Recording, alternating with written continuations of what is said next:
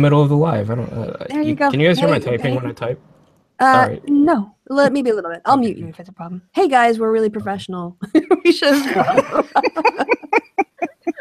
We were in the middle of a point about how Americans just absolutely mangle French words in particular. Although I have to talk about the Harvey Weinstein pronunciation too, if we're on this topic. But yeah, some random geek was going to come back with a comment. So the comment that I had made was one particularly awful pronunciation that Americans have for anyone who studies and loves the French language is, sorry, the phrase Notre Dame. It's just so awful. Oh, It's I didn't even Notre Dame. understand you were saying that. Oh my Notre Dame. Notre Dame. Oh, Notre Dame. Notre Dame. Notre Dame. To be fair, the R's in French are really a pain in the butt when you're not used to See, in my mind, in my mind, if someone says Notre Dame, I think they're talking about the Fighting Irish College. But Right. if when it's trying to talk about that famous cathedral in like wherever it is in France, I would say no, that's pronounced Notre Dame. I at least know that part.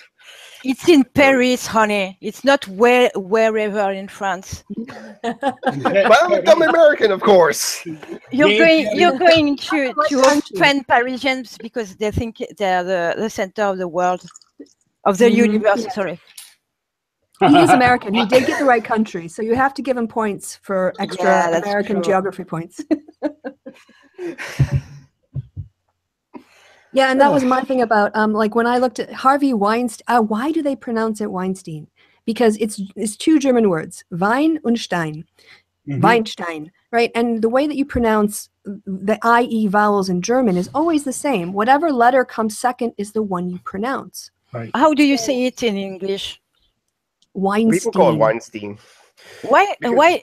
So why aren't the two pronounced the same? Exactly.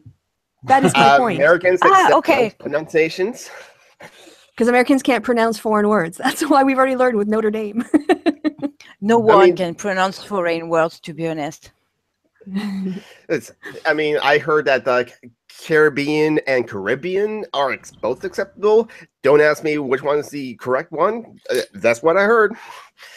Yep, both I've heard. Yeah, the Caribbean and the Caribbean. Yet, whenever someone said Einstein, someone always correct them as Einstein. And one of my favorite German industrial bands, they're Rammstein. I had to correct myself whenever I pronounced Rammstein. I like them too. Du hast mich. I saw a video of a concert of them where they literally come out on stage from a giant vagina that is on the stage. It's pretty amazing. That's the cool show right there. Should we enter in the show? Let's fly in onto the stage or something like that? Nah, that's tame or something like that. Come up from above? No, that's tame. What if we come out of a giant vagina? That's like right out of this is Spinal Tap. I wonder who thought of that. Exactly. Oh, they all did. I'm pretty sure that they're pretty crazy in the good sense of the word. Mm-hmm. Well, it's not really, to me, the intriguing question is not necessarily the kind of person who came up with it. It was the kind of people who agreed to it. Well, the real suspicious types. Because anyone can have a crazy idea, just sort of a mad sort of, hey, let's come out of a vagina. But other people have to go, yeah, no, seriously, that would be a good idea. It was those people. They're to blame. And then you have to correct the prop. You got to like get the special kind of like a flesh tone thing, like the same kind of material that you use for sex toys and stuff like that. You got to build the frame and stuff like that. You got to like build the scaffolding for that. You got to. So an architect had to figure out how to build. I wonder if the architects were like, "What the hell are we doing this for?" While they were doing it. I got hired on to build a big. They're like, really? Yeah, they're paying me scale. I don't care. I'll build you a vagina. I'll build you a taint. Whatever you want, man. I just. There is an art piece of a giant ass, so it's like not too far, but like this is for a concert. But it is art in a way. So hey, Anything is art if you really want it to be. I do agree with Yeah. that. Yes, I have a broad definition of art too. It's not art to everyone, but anything can be. I mean, well, actually, on a serious note, from like the humanities class, from a high school humanities class, I remember a counter argument, kind of like to the famous line that everyone quotes, like, "I don't know art, but I know what I like." But I mean, my humanities, either the textbook or our teacher had a counter argument to that. Is it you don't know art, but you know what you like, or you don't know art, but you like what you know? Sounds like a deep. Conquering. I killed the conversation within high school humanities. Yay, me! I mean, I personally, I like modern takes, and especially postmodern takes on art. I think it's good to take things that have stuffy old institutions and kind of break them down. And what, you know, I don't necessarily, okay, like for instance, there's coming up, actually in September, it already passed, Beethoven Fest happens in Bonn every year. And I went with some friends. We went to see the BBC Symphony Orchestra, which was fantastic. But they played a piece of modern music that had no rhythm, no discernible tune. Actually, most of the orchestra was making noise rather than producing music. It was almost like a cityscape. You could hear the screeching of the streetcars and the buzz of the cars going by. And it wasn't pleasant to listen to, if I'm going to be perfectly honest. But once I stopped kind of resisting it and trying to find a form or a theme and just let the experience wash over me, it was something that I had never experienced before. And at the end of it, I was actually quite grateful for the way that it, because of politeness, I stayed through the whole performance. But as a consequence, it made me realize that I had a very limited view of the orchestra and a very limited view of what sounds can be produced to what effect and for what reason. And I think it depends what you are waiting for from art. I like pretty things, but I get it when people are more interested by ideas and concepts.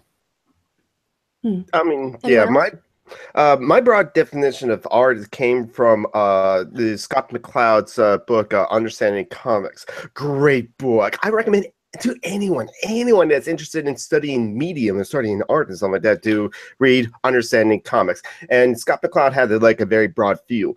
Art is anything that a person does to express themselves, or basically any activity they do when they are not fulfilling the primary survival techniques. If they're not searching for food, if they're not searching for reproduction and something like that, if they're not following those pursuits and something like that, whatever they're doing, even if it's as simple as like, nah, as the example he give in his book, of a caveman just going, yeah, to a saber-tooth tiger that fall off the cliff.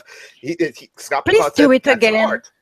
Yeah, I think it was more like that the caveman did, but yeah. And if it was done in an anime or Japanese manga, he would go beep, because they do that in anime. That's weird. Hmm? But a lot of art is weird anyway, so. yeah, and Xavier or Tom, do you want to come in at all on the subject of art? I don't like what I know, but I art what I Like? can. I don't know. I don't have much to say on art. That's fair enough. I do math, and I only do math, so.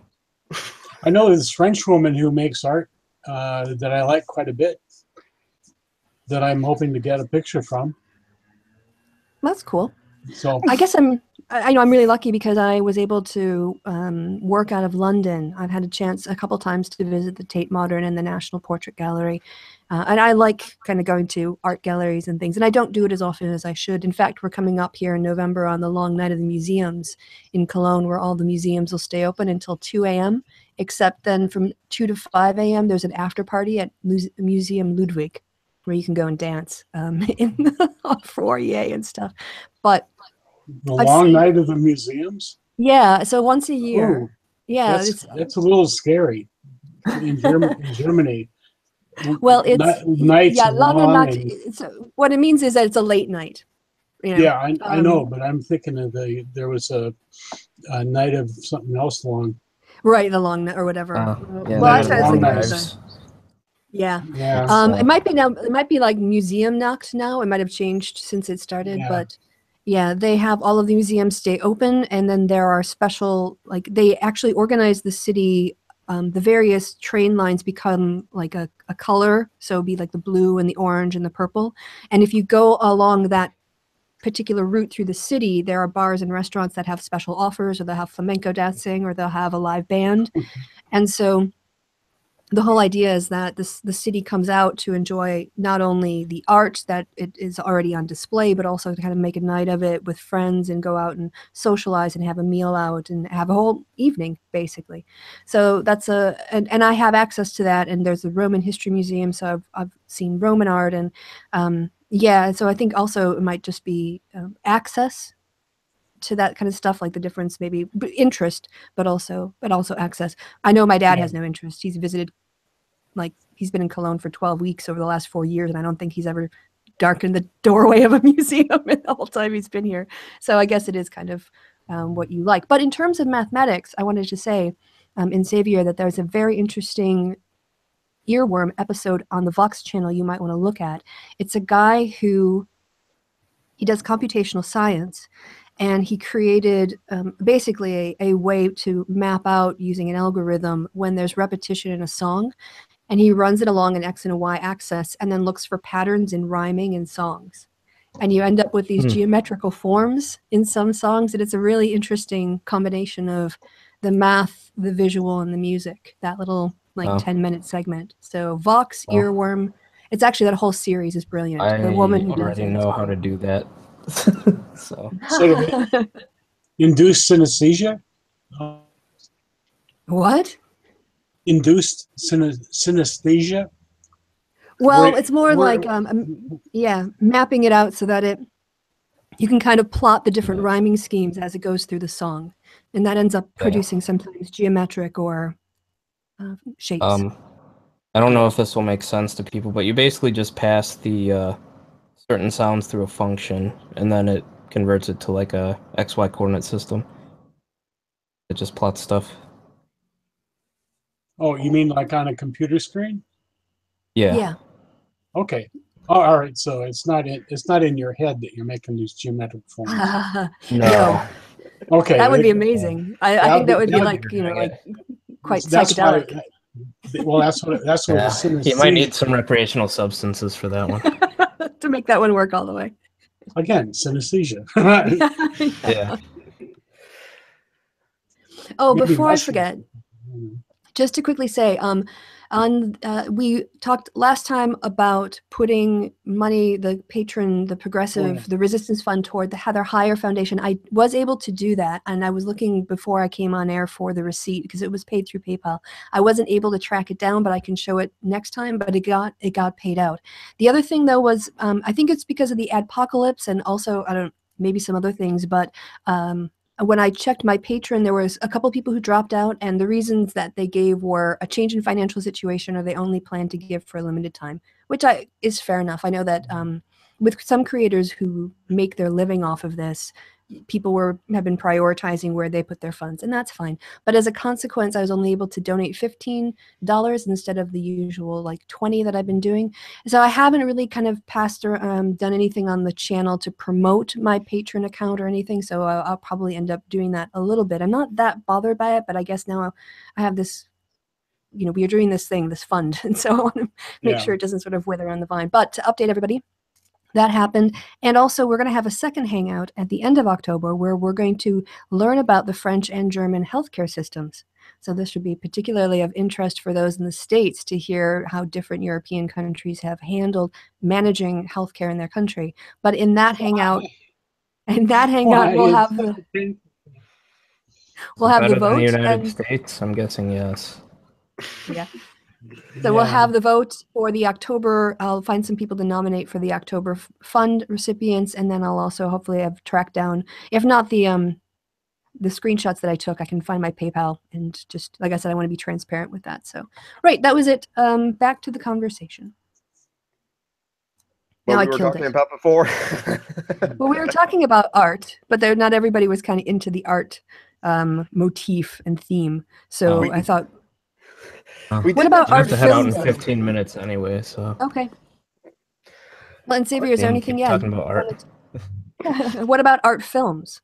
Are you have any interest in film and cinema? Why? I I liked Wonder God, I Woman. come off as such a boring person, but I don't think I've watched anything artsy in like 10 years.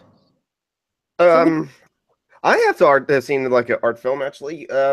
It's because of my interest of anime that there was like this one really old theater in Seattle called the Grand Illusion Theater that had a special screening for a weird, bizarre art film that's X-rated as well, so it has sex in it, called Belladonna: A Sadness. And I heard of this through anime podcasts, of course, because it was like Osamu Tezuka, I believe, yeah, the god of manga, who the manga artist who created Astro Boy, Princess Knight, and like Kimba the White Line and stuff like that, and a whole slew of other manga properties like Cyborg 009. He produced this art film in the 70s called Belladonna: Sadness, and yeah, definitely fits the definition of art film because it's sometimes just weird for the sake of being weird, but at least in Belladonna: Sadness, at least does tell the story about a woman that on the night of her wedding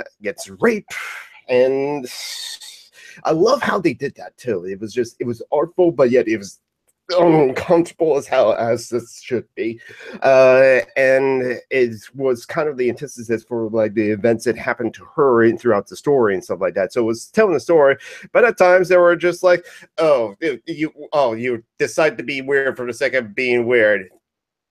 Okay.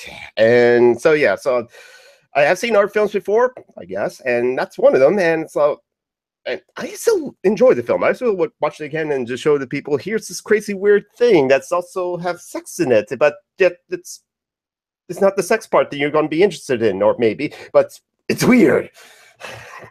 So yeah, I like art films, I guess. Anyone else want to comment on that? Leto?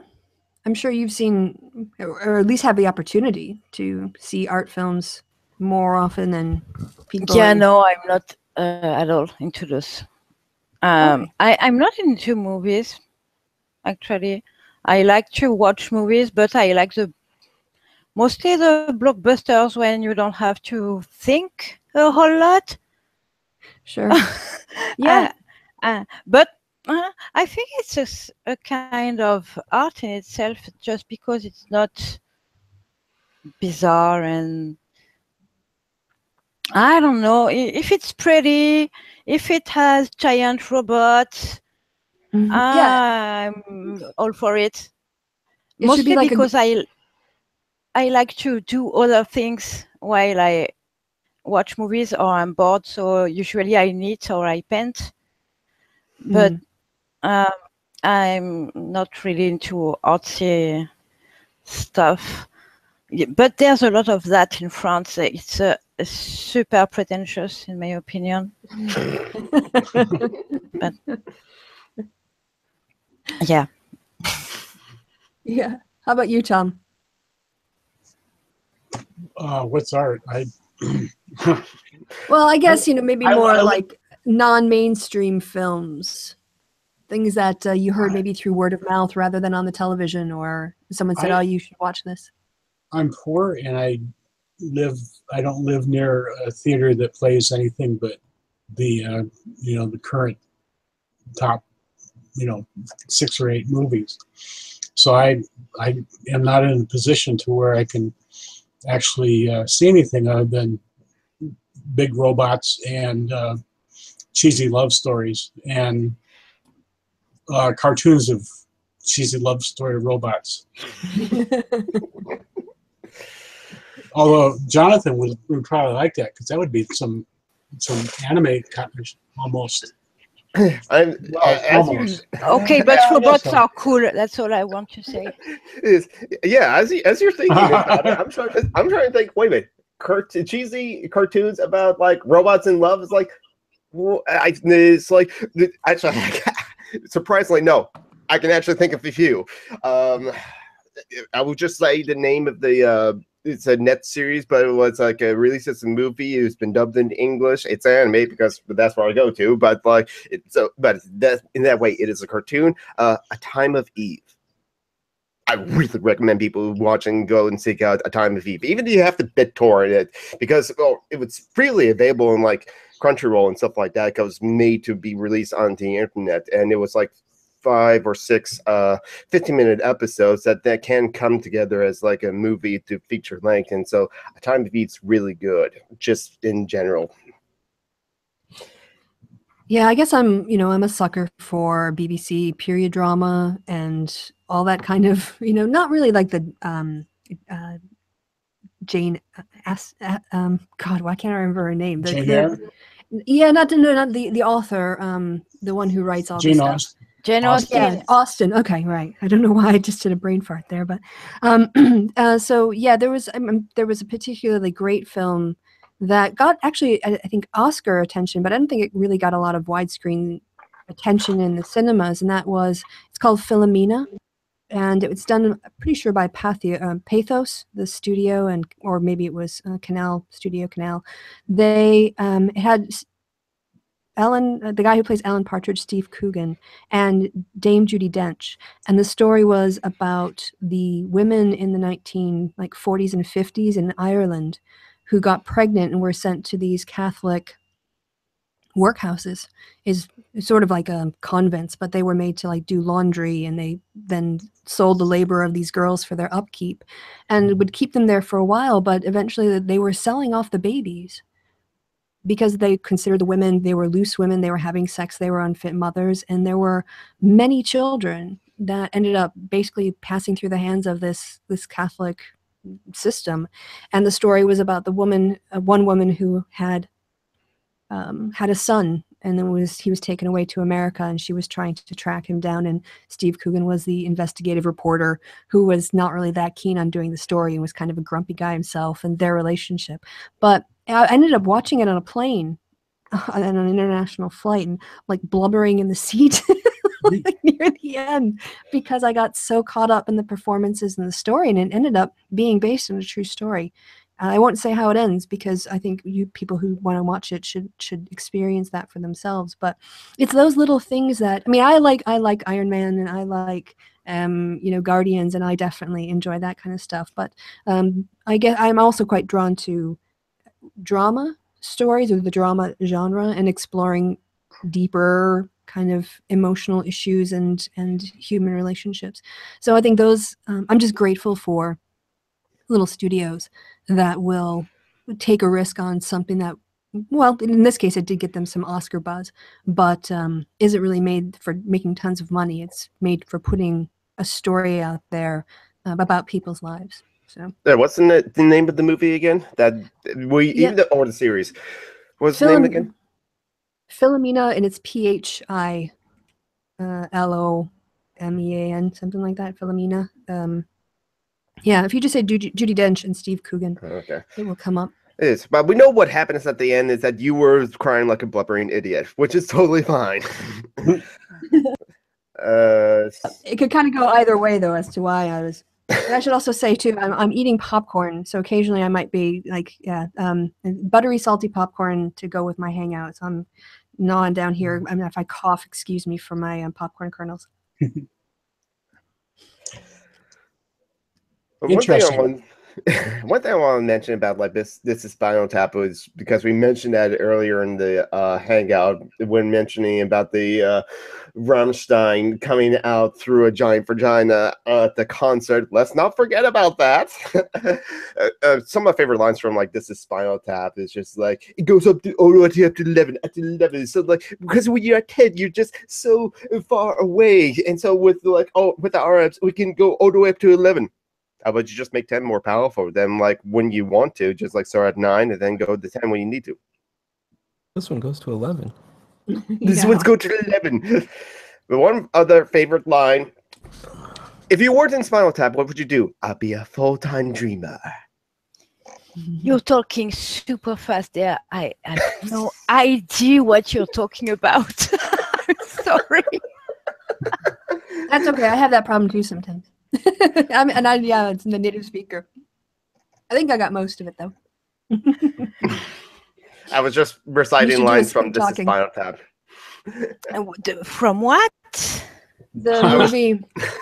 It's a movie of parodying a hard metal rock band in the 1980s or something. They're trying to sort of make a comeback, and they're all really pathetic, sad guys. I haven't seen that movie, and it sounds like something I would enjoy to know. And you would really enjoy it. Yeah, it's very dry humor, very kind of predates Larry David and Seinfeld and stuff in that way. It's called a mockumentary, I think.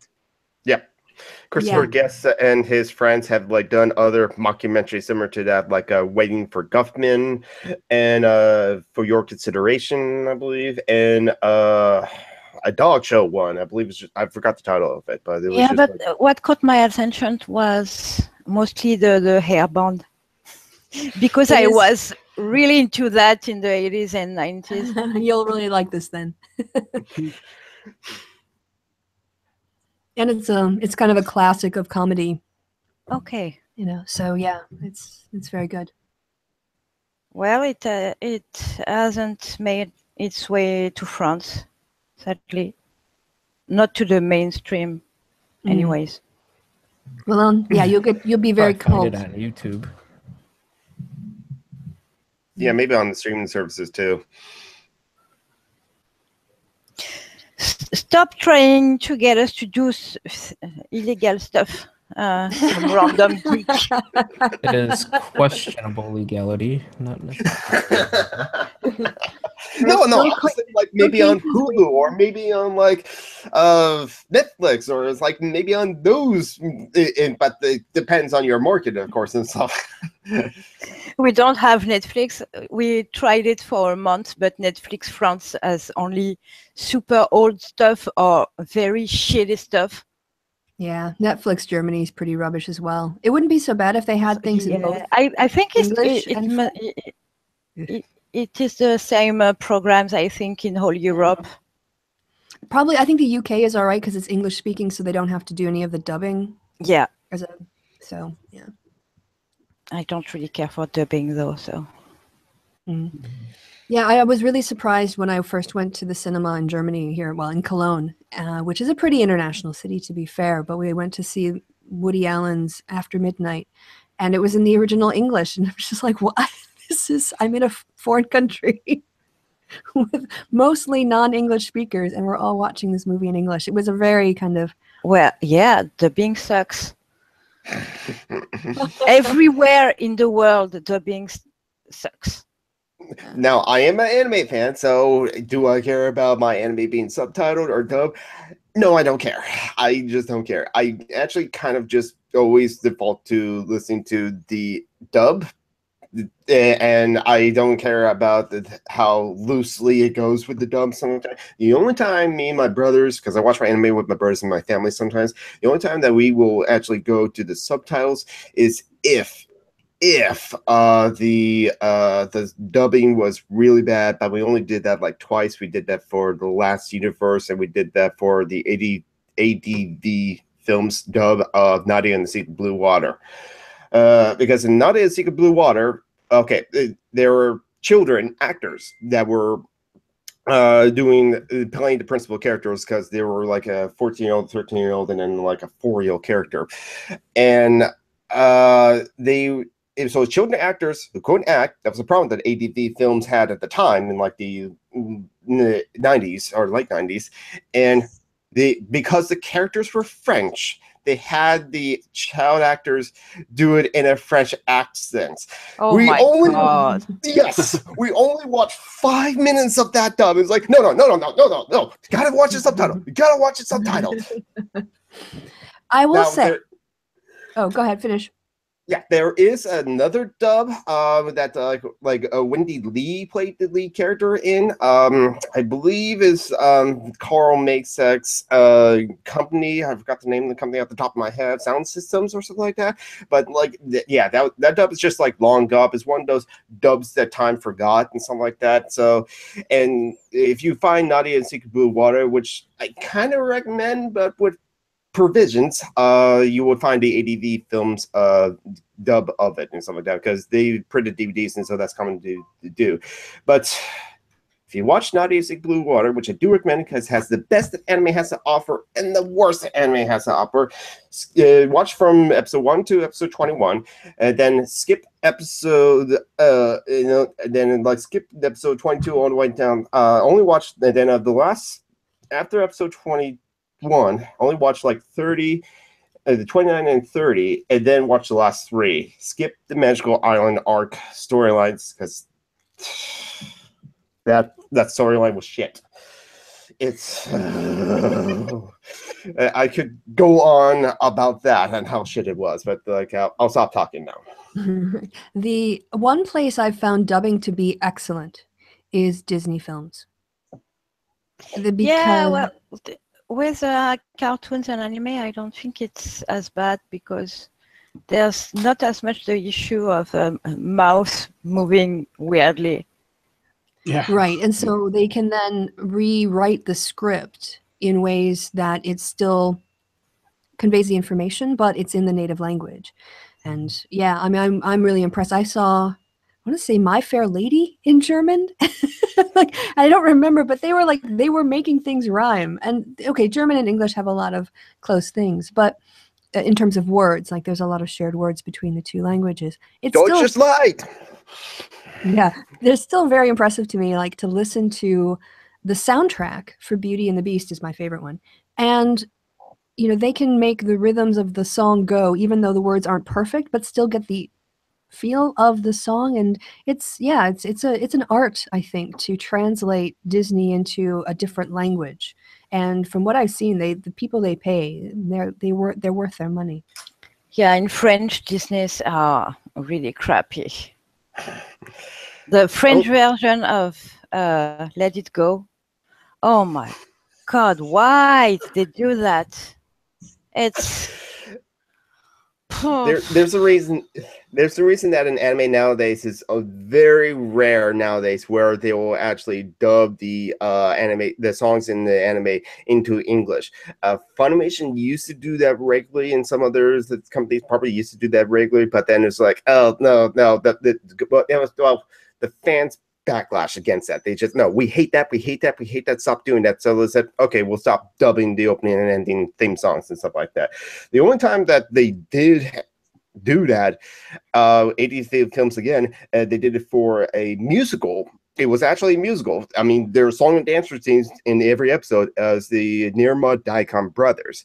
And so that's the one time it's like, once me and my brothers were watching it, it's like, why did they do the opening things? Like they normally don't do that. But then we watched the rest of the episodes. Oh, it's a musical, so they dub all the songs. So it's for consistency. And like, yeah, we agreed there. And actually, I really enjoy that show, even though it's really effed up as it is. But if you know the director, Nabishin, it's actually one of his tamer shows compared to like Cell Saga and Pumi Pumi Puami. But Disney.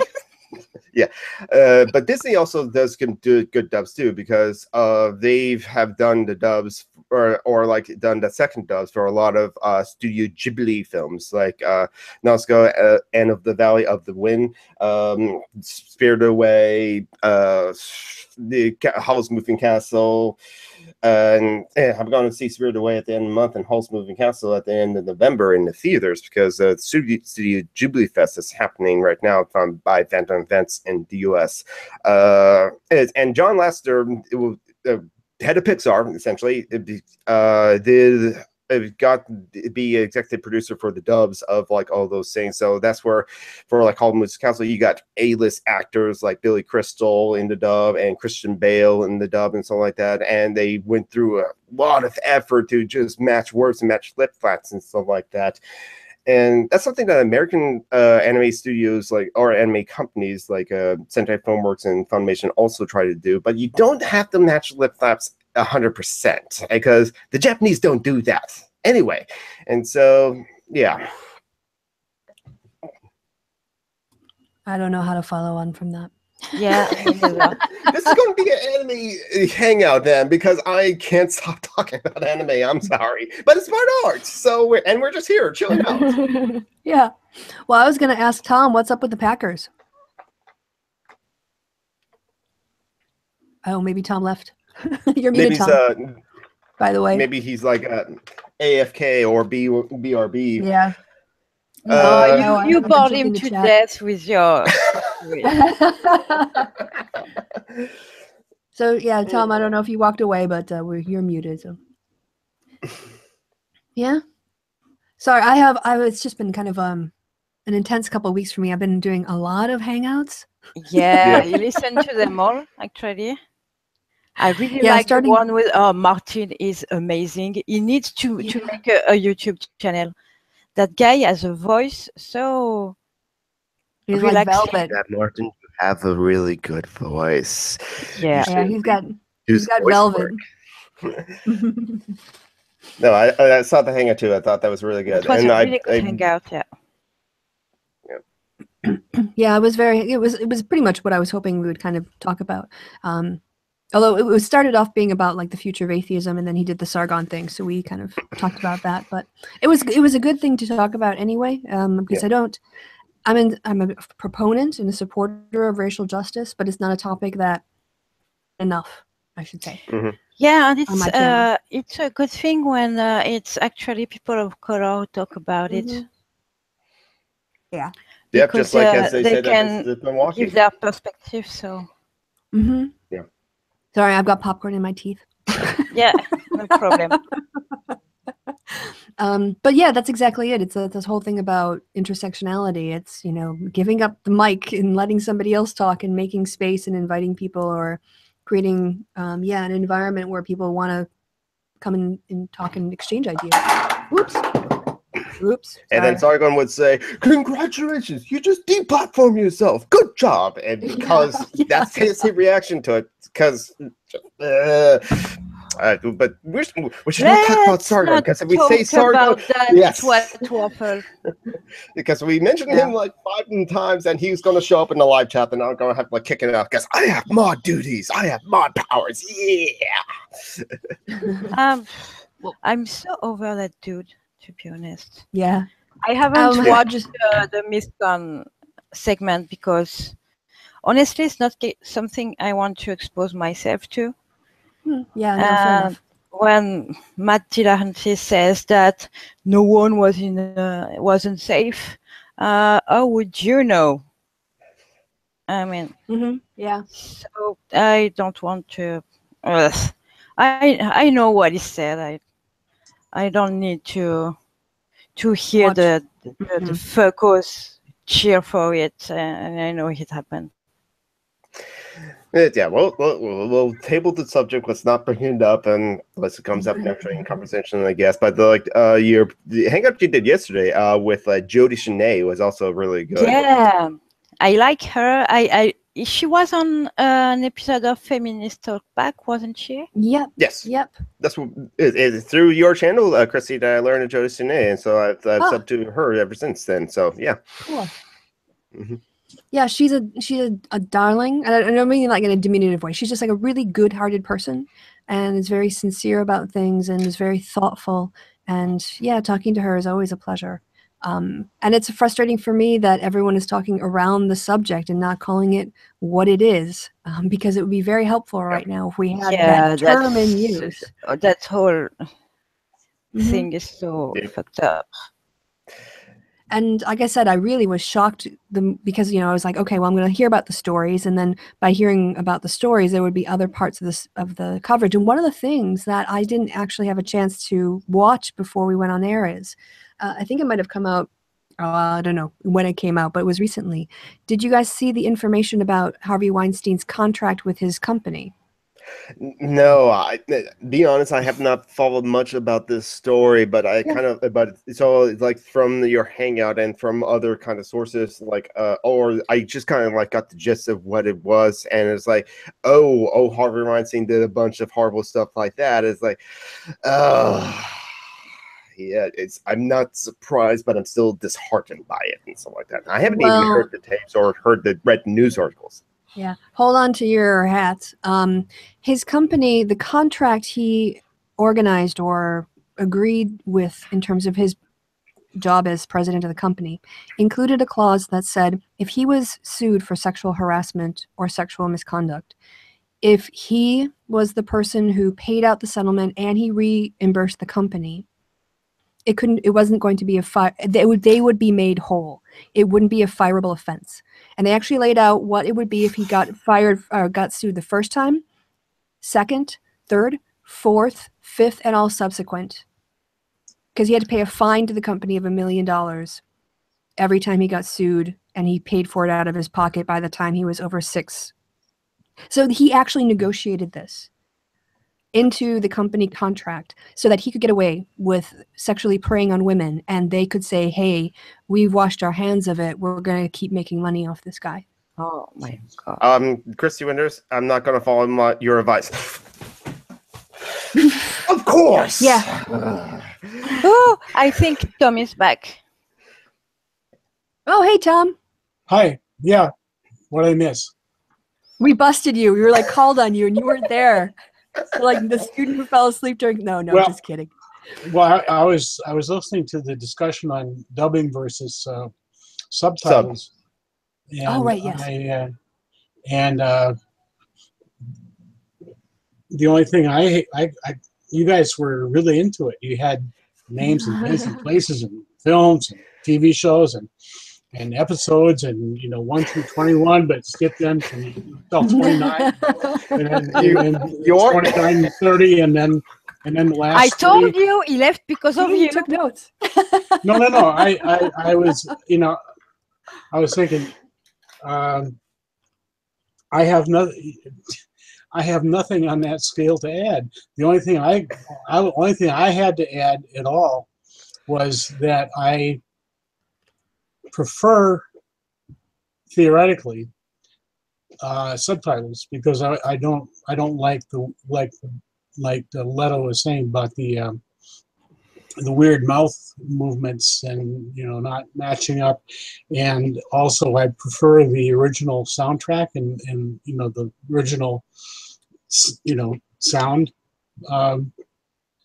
design, but the way the way that I watch TV shows or movies or pretty much anything is by computer. I don't have a TV, and so my computer chair is very uncomfortable.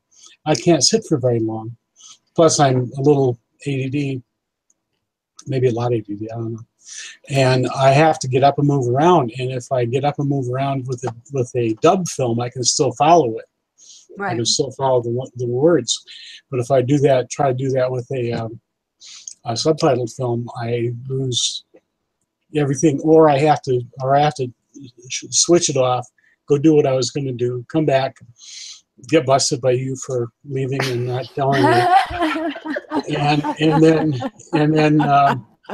then catch up, and then start again, and that chops up the experience more than if I just was able to walk away and listen to the dub version.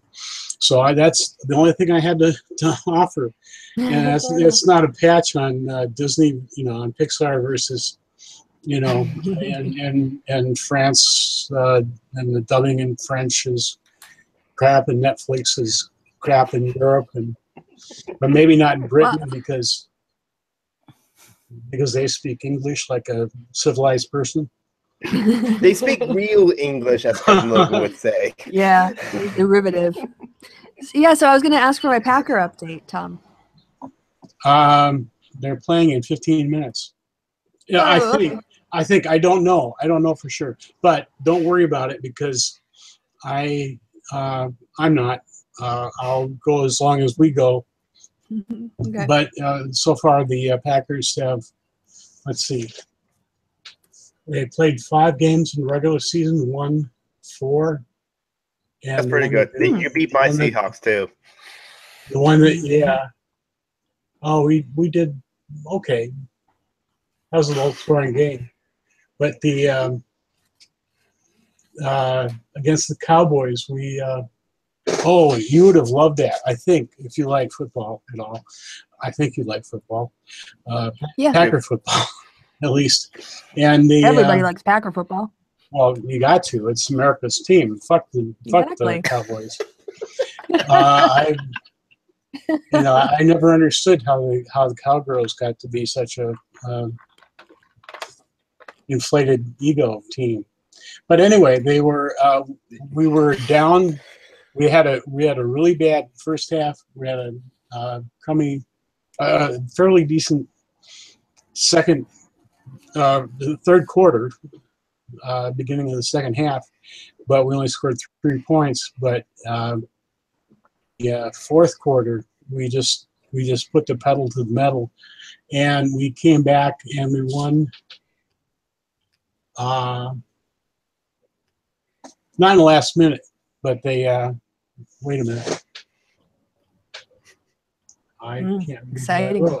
Yeah. Anyway, it was exciting. You had to be there, But it was the Cowboy. There was heroics by Rodgers.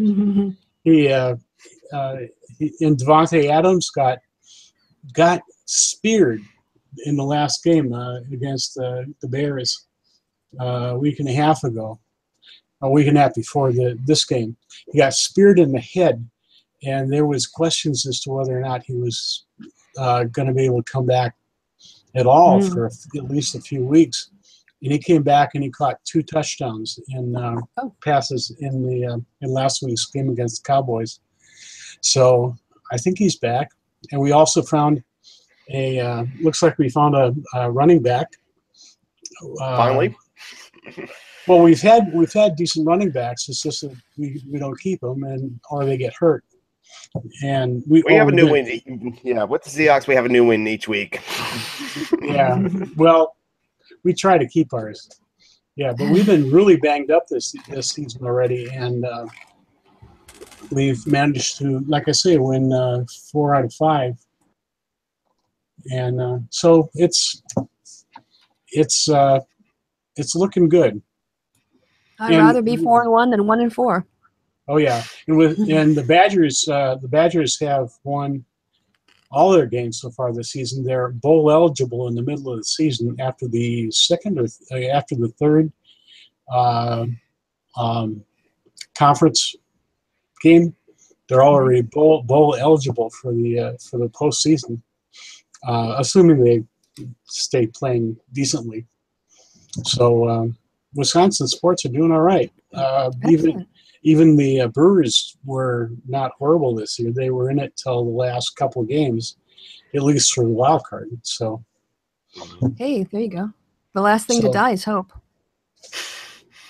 Yeah, with the Brewers. Well, yeah, and although hope has died a whole lot in the last few years. Anyway, so that was boring for anybody who's not a sports fan or doesn't like the Packers or has no idea about American football. It's to balance out me talking about an obscure anime series like for length, as you mentioned. It's like skip to episode.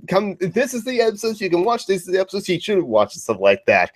Yeah. And I'm going to bring it back to anime, as you mentioned how you prefer, because some anime fans. Right, I'm AFKing for about 2 minutes. I'll be right back. Okay. Some anime fans. The reason why they talk about anime. Yes, the reason why some anime fans prefer subtitles over dub is kind of along the lines of, like you mentioned, Tom, how you like to hear the original soundtrack or the original sound and something like that. There are many anime fans that are only subs. They will watch subs over dubs, and that's how they roll. And part of the reason is because it's a Japanese show, and so they want to hear the show in the in language it was originally intended to be enjoyed by. And I can understand that argument, but it's like I'm not that target audience. That's the thing. And so I'm not Japanese, I'm American, and so, but I also kind of, I guess, don't care. But part of the reason why I just prefer dubs over subs generally is because I'm on my phone playing like my games and stuff like that, and so I kind of like, I prefer to like not have to pay attention to the screen so much when I'm watching subtitles, one, and just be on my phone as well as watching anime, because I multitask like that, and I can't do that on subtitles as well. Or if I do that, I just know I'm just going to be missing a lot. Learn the language, you lazy fuck.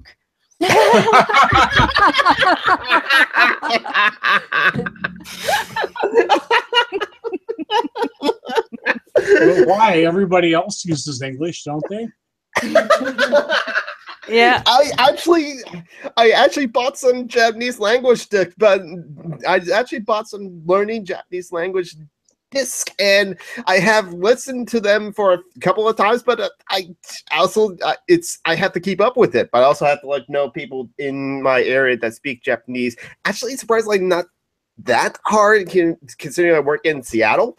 So but yeah, so I do know some Japanese, very little Japanese, but yeah, you're right. I should learn the language.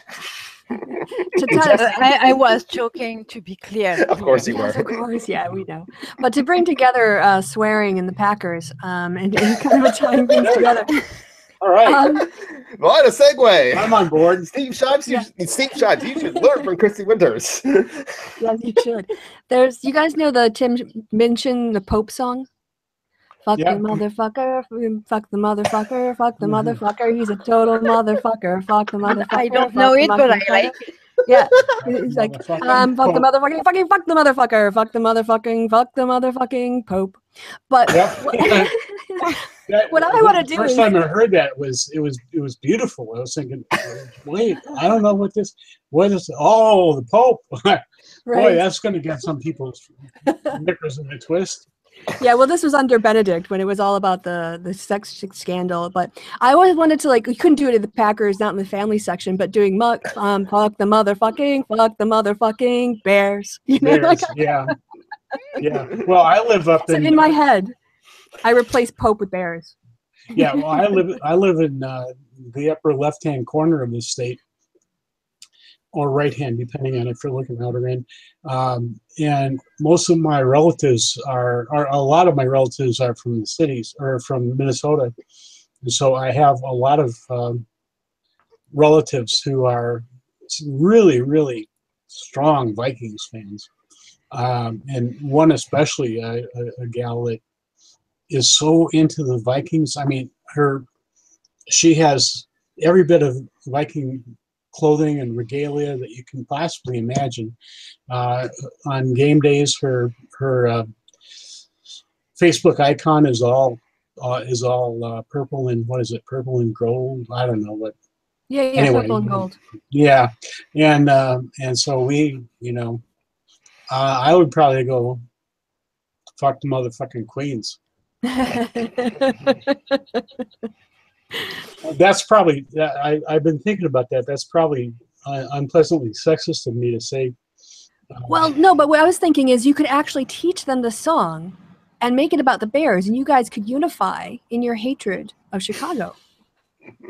Yeah, but they hate people together with your hate. But they hate us more than they hate the Bears. Oh, yeah, that's true, because we're better. Well, you know the story about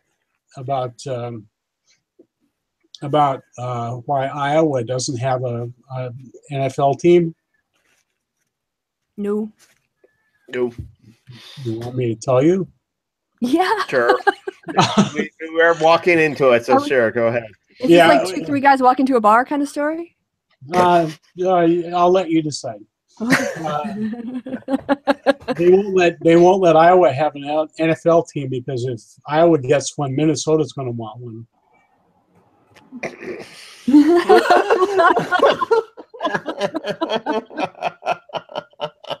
That's also along the lines of the Vikings talking about all the times they've been to the Super Bowl, and without them mentioning, although we always do, they never won once. So they keep saying, we're a great team. We've been to the Super Bowl. And I'm thinking, yeah, well, so have we. And we won all but one of the times. We won the first two and two more. Yeah. I feel so European right now. That's Yeah, this show is basically we're just moving through and alienating each of you one by one. Yeah.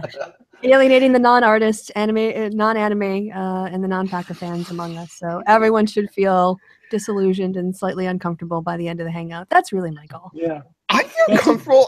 I didn't feel disillusioned at all. I get to talk about my favorite things. So you got, I don't know. I'm a geek. So this baguette. Shut up. I was just going to say I love the fact that like in the last hangout, Kristi Winters kind of mentioned that like, well, this hangout's going to get like a restricted viewpoint or something like that because of all the swearing and stuff like that. Yeah, then this hangout is like Kristi to say fuck the motherfuckers, fuck the motherfucker, fuck the motherfucker. He's a total motherfucker, fuck the motherfucker. Also in the live chat, the Lonely Wolf. Why are you not the Lonely Wolf? Why are you not in this hangout? Yeah, why is not here? I don't know. He's mentioned that you would like some Australian songs for vulgarity. Kevin Bloody Wilson. It's the C word that runs rampant. Mm-hmm. So. Yeah, I lived in East Anglia. I've heard the C word more often than you'd think. Just on the bus, you know. Yeah. Yeah. Yeah, I remember I was listening to a very proper British woman talking about her life as a child and how they had I don't know if it was I think it was hedgehogs, and just reminiscing about her childhood, about these little hedgehogs and how they kind of were pests. And she said we used to call them the C word, only she said that. And, coming out of this very proper British woman, and she said, we should probably call them something else. And I was thinking, you just said it, lady. It was beautiful. It was so. Now I'm imagining Maggie Smith saying it. Yeah. And it's wonderful. Yes. There's actually there's an inside the actors. Oh. I can imagine the Queen saying, wouldn't it be fun to see the Queen say something like that? Kate Blanchett. Oh, fuck. The Queen is not really a fun person. No, I think she seems pretty dull. But Kate Blanchett was on Inside the Actors Studio, and they asked what their favorite swear word is, and hers was, I'll just say it. I mean, everyone else has been very polite, but cunt.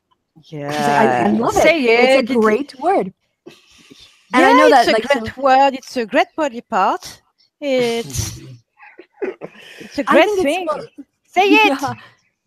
And I know for Americans especially, it's a very taboo word. I get that culturally. I also get that in Europe, it's not culturally. And I know that some people would prefer if everybody around the world didn't use it. And I understand that position, but I also understand where Europeans are like, I'm not going to conform my language to American standards. I don't live in America. Yeah. The French equivalent is the French word for the same body part. Okay. And that is? I know the Japanese word as well. That's con. C-O-N. In Japanese, it's the same word. Same word as in English. It means cunt, and it's the same thing. That's one of the words that actually comes from Latin. Oh, there you go. CUNY. It was. Yeah.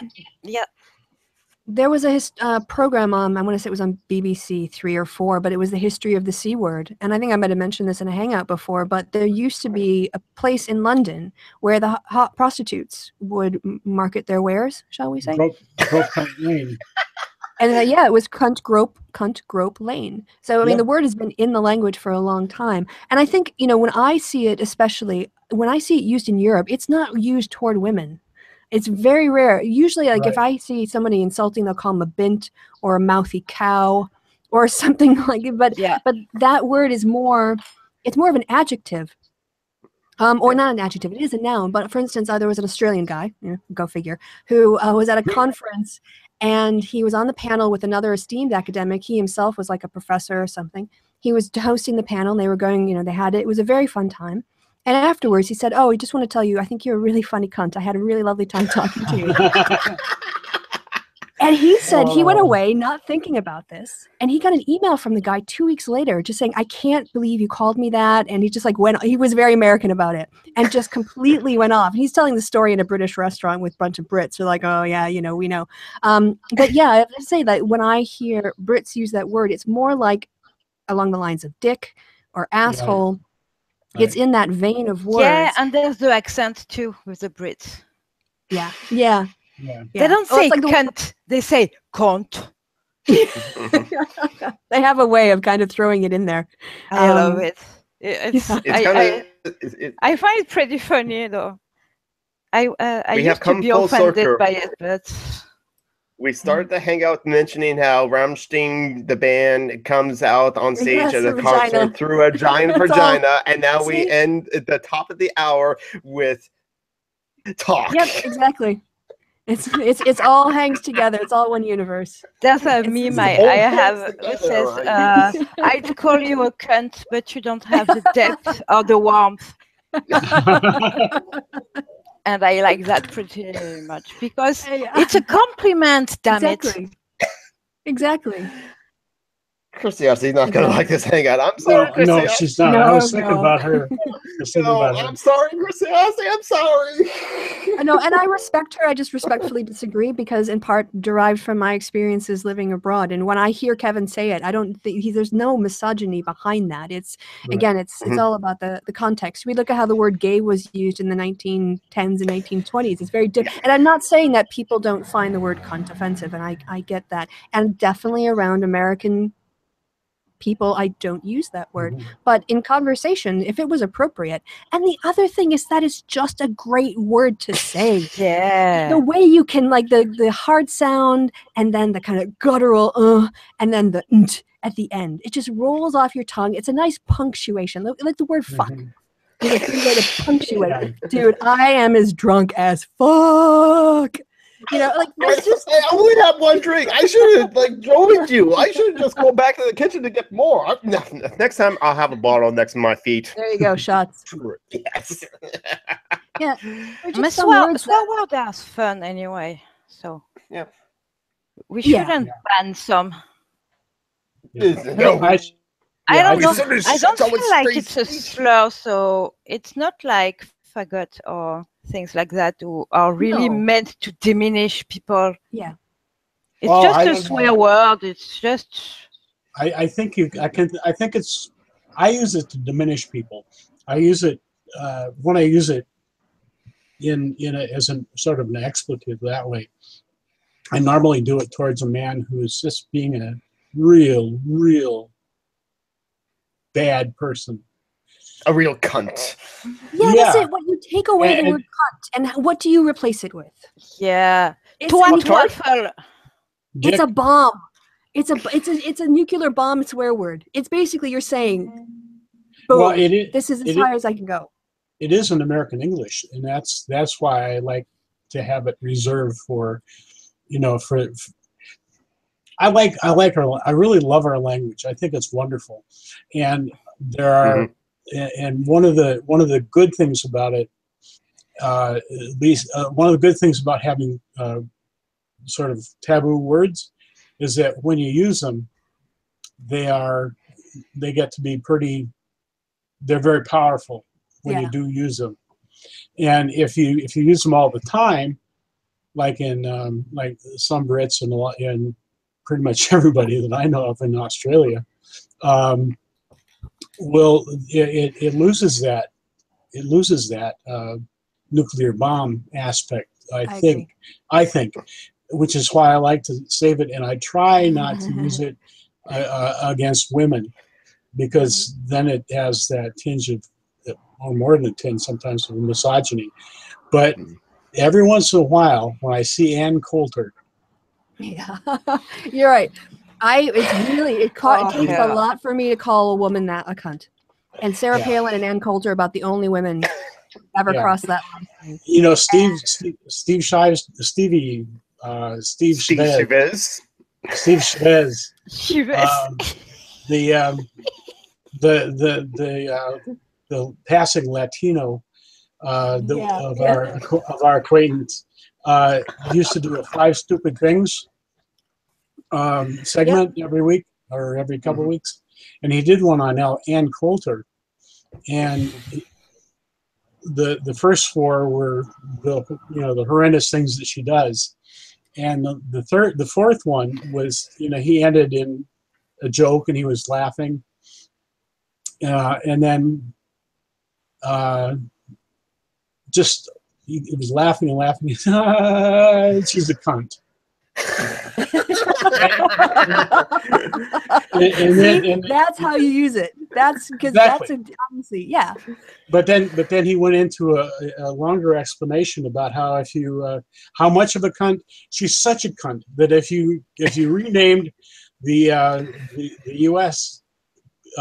penny instead of calling it a cent, you called it a cunt, and you minted billions and billions and billions of these things, and you filled up the Grand Canyon with it, there would still be less cunt than when Ann Coulter walks out on a stage. Yep. And he took that. He's taken that one down. I love that, but he's taken it down, and I understand why. I think I understand why. He never said, but I want to try to find it because everyone, that's one of those things that I like to listen to once every season. Make it your ringtone. Make it your ringtone. It's spring. I check my smoke alarm battery, and I listen to Steve Shive's Ann Coulter, 5 Stupid Things. And then, but now he doesn't have that up anymore, and I think that's because he's such a good guy, and he thinks about these things, and he makes changes based. He and Eli are so much alike on that. I think they take in information. Thomas Smith, I'm seeing, is so much like that too. They actually take in information, and they change your behavior based on that, and that is, and you get. I'm not going to say the name, but you know who I'm talking about, and his ilk. You get those folks talking about political correctness. Taking criticism, or not even criticism, but other people input is how you get better. So that's why some people get better and some people don't. Well, right, and they look at this stuff, the getting better stuff has been labeled politically correct, and it's being put down as that. And all political correctness is properly understood, from my point of view, is being a decent fucking human being. In growing it, and being willing to change your behavior based on the harm that may, if you're doing harm to other people, or you even inconveniencing or making other people uncomfortable. And people like the one that should not be named. Yeah, cunt of Swindon. I'm really glad we don't have tip jar because I'm out of money this month. Swear jar. That would be. No, that was me and the fucking motherfucker song. Yes. Well, I added a couple of things. Your own. But yeah. I don't. I don't remember what I was going to say, but cunt of Swindon was. Do you guys? Oh yeah. Sorry, you want to stop. His whole thing is feelings. Feelings don't matter. Yeah, facts over feels. And you can't. And the whole Matt Dillahunty say, well, not at all to the same level, but the idea that nobody felt threatened by cunt of Swindon in that conference. But it's not for him to say, it's for him to listen. Yeah, there was. And we all need to do that with each other. So yeah. No, it's okay. Honestly, I was gonna say. oh, yeah. Excuse me, Kristi, go on. Okay, yeah, there's you guys remember the movie Hot Fuzz? Oh yes, I love that movie. Yeah, so the swear jar there is like a piece of cardboard where someone had written with a pen like multiple times, like trying to make a poster, and in the bottom it said, like cock 20 cents, shit with the asterisk on the O, and then asterisk for shit for 50p, and then with an asterisk for fuck was £1, and then just cunt written out was £2. We'll have to put that up as a sign for our hangouts. I'm glad you mentioned that. Wait. While I'm talking, I'll also wrap up the cunt theme with. I saw a comedian. There was an English comedy show here. There is every year in Cologne, and there was a woman who was British, and she'd moved to Germany, and she had a cuntometer of things that pissed her off in her life, like from less cunty to total cunty, kind of thing. And on that list, she's like, "My 8-year-old, what a cunt."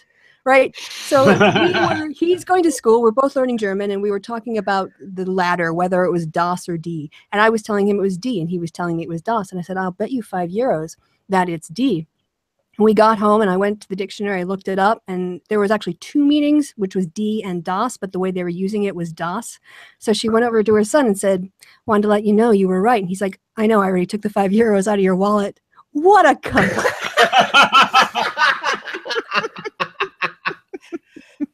I'll just quickly mention the Lonely Wolf did message us. He was feeling a bit under the weather, so that's why he didn't join us. So I'll mention that while we're live on air, so that we are all feeling like shit. October is a shit month. I'm feeling great. Better, by the way, Kristi. Sending good feelings, gute Besserung out if you're listening. And sorry, what was the question? Yeah. I was wondering if you were feeling better because you were sick this week. I am, actually. I don't know if you can tell. I had this throat just sort of like for about 8 days. I was about 2 days away from making a doctor's appointment, but I slept. I've just basically, I would go and I'd do about 6 hours of work and start yawning. And so I'd have to leave early. So I'm going to have to do a few more hours on a Saturday. But I'd sleep for 5 hours and then wake up and go back to bed at 2 a.m. and then wake up at 8 for work.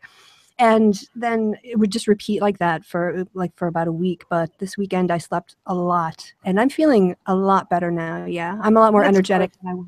Yes, thank you for asking. Sleep is the magic thing for a lot of health fuckery.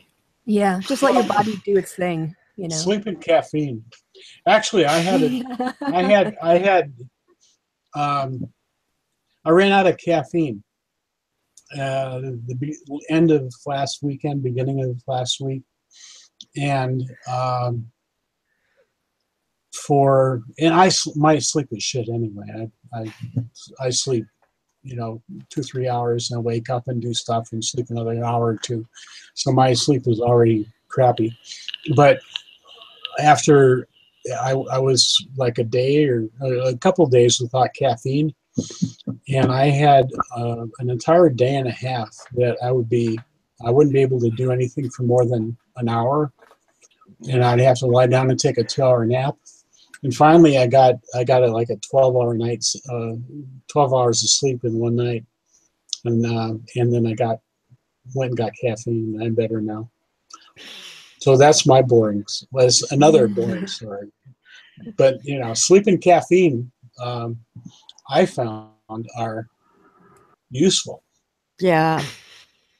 In the proper healthy actually. I love caffeine.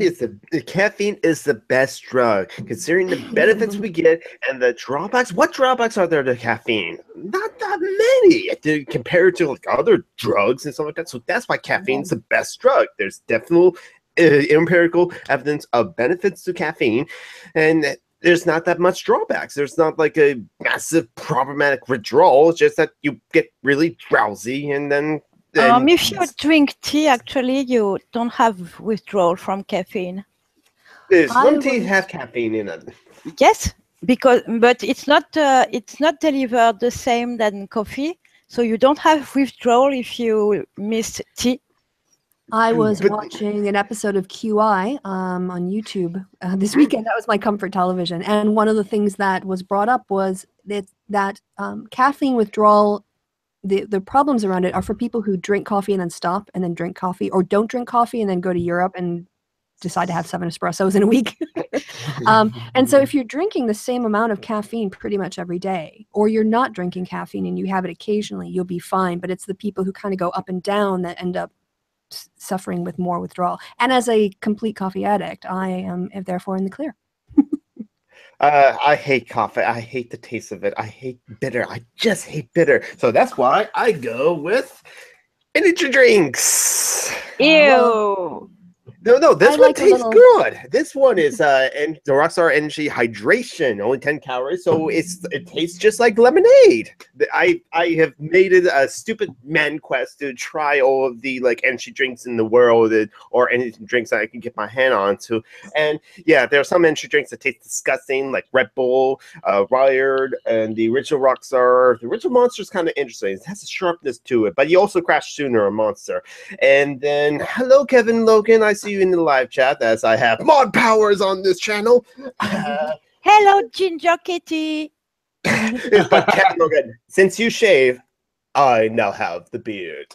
Oh, look at the beard. I will admit that my beard is not as impressive as you, but for now.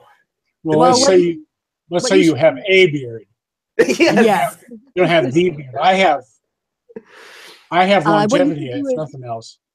Go to Paris or go anywhere in France and have café au lait, because that is a good introduction, because it's half milk, half coffee.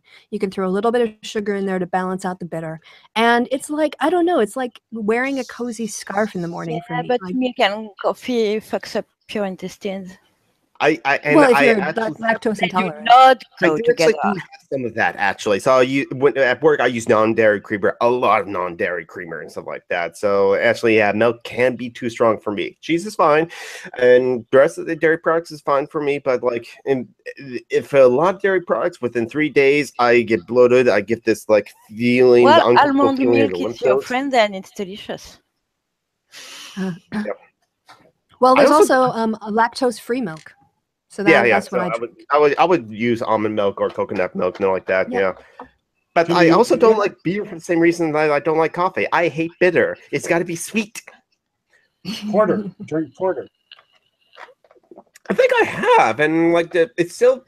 I'm still drinking. It's okay, I'll finish the rest of it. I'm now used to beer, I guess, but it still this is a beer.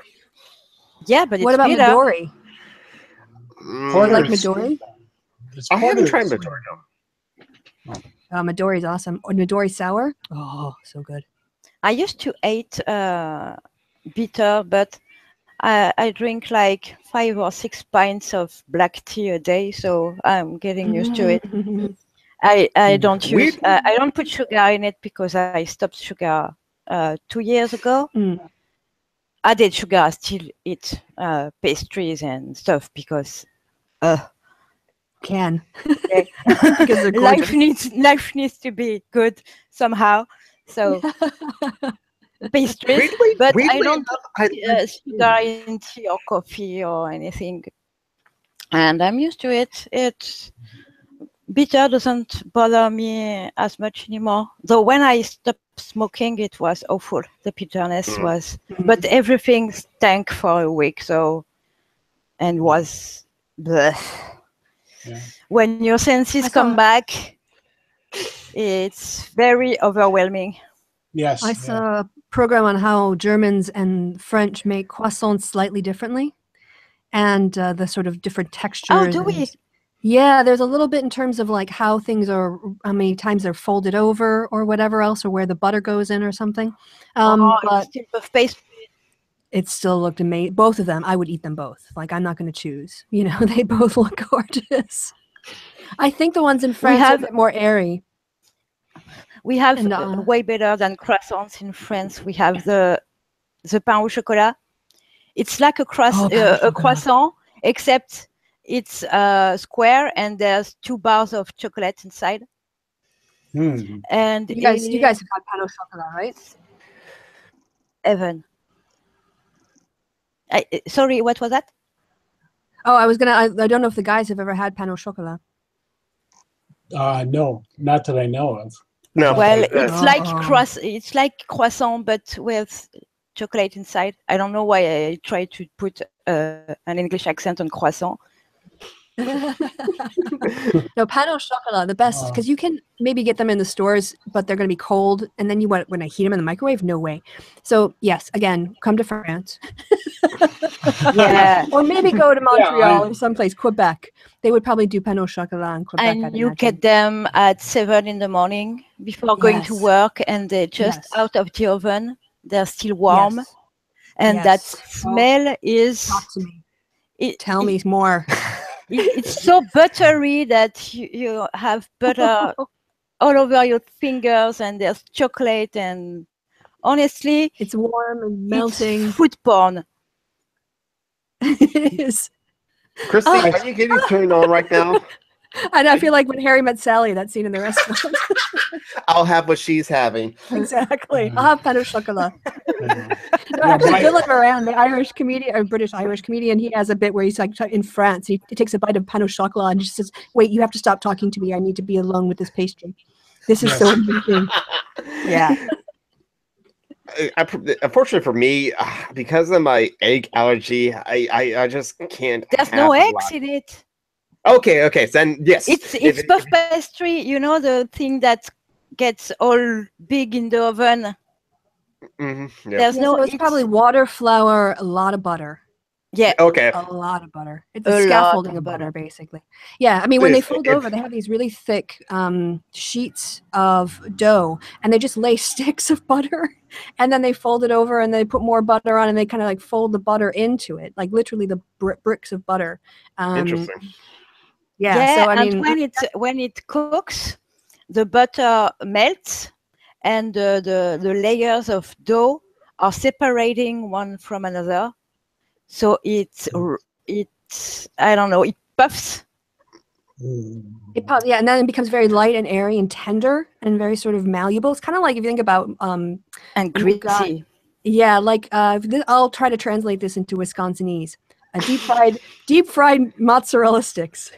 Okay, and the interior of them, where it's not quite that. If you imagine that it was a dough as opposed to a dairy, but that kind of softness.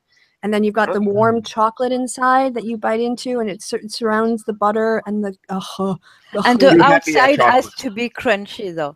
Yeah. Yes. The first 2 layers of dough are really, really not crunchy, but flaky. Mm-hmm. Is that the word? Yeah. Yeah. And no soggy bottom. Nope. So that's called pain au chocolat. Pain au chocolat, like pain, like the word pain. It's our word for bread. Yeah. Okay. Pain au chocolat. Like Panera. I want a pain au chocolat. Yeah, chocolate bread with chocolate. O means of, so it's like bread with chocolate. Okay. Yeah. All right. That joke didn't go as well as though it's not bread, but no. Like you said, it's a pastry. So. But you don't know what bread is if you never ate French bread. German bread. What's that word that translates by soul in English? Sunflower bread? Sunflower seed bread? Yes, it has the name in German is the same. It's a word for soul in English. Sonne. So you eat souls. Oh, souls. Brot is bread. I can't remember. I'm thinking of the French word for soul. I don't remember. I have a German friend who lives in Bielefeld. Okay. Oh, right. Yes, someone was asking me if I've been to Bielefeld. Well, I have a friend who lives there. Okay. And he was eating that sunflower seeds bread, and he said he was eating souls. So it was funny. Yeah, they have a range of breads that I haven't seen in America, and especially darker, like heavier breads, but as well, baguettes. Yeah, French baguettes are, of course, like the gold standard in terms of that. I'm not really a baguette person. There's not enough. How do you call the inside of the bread? The bread.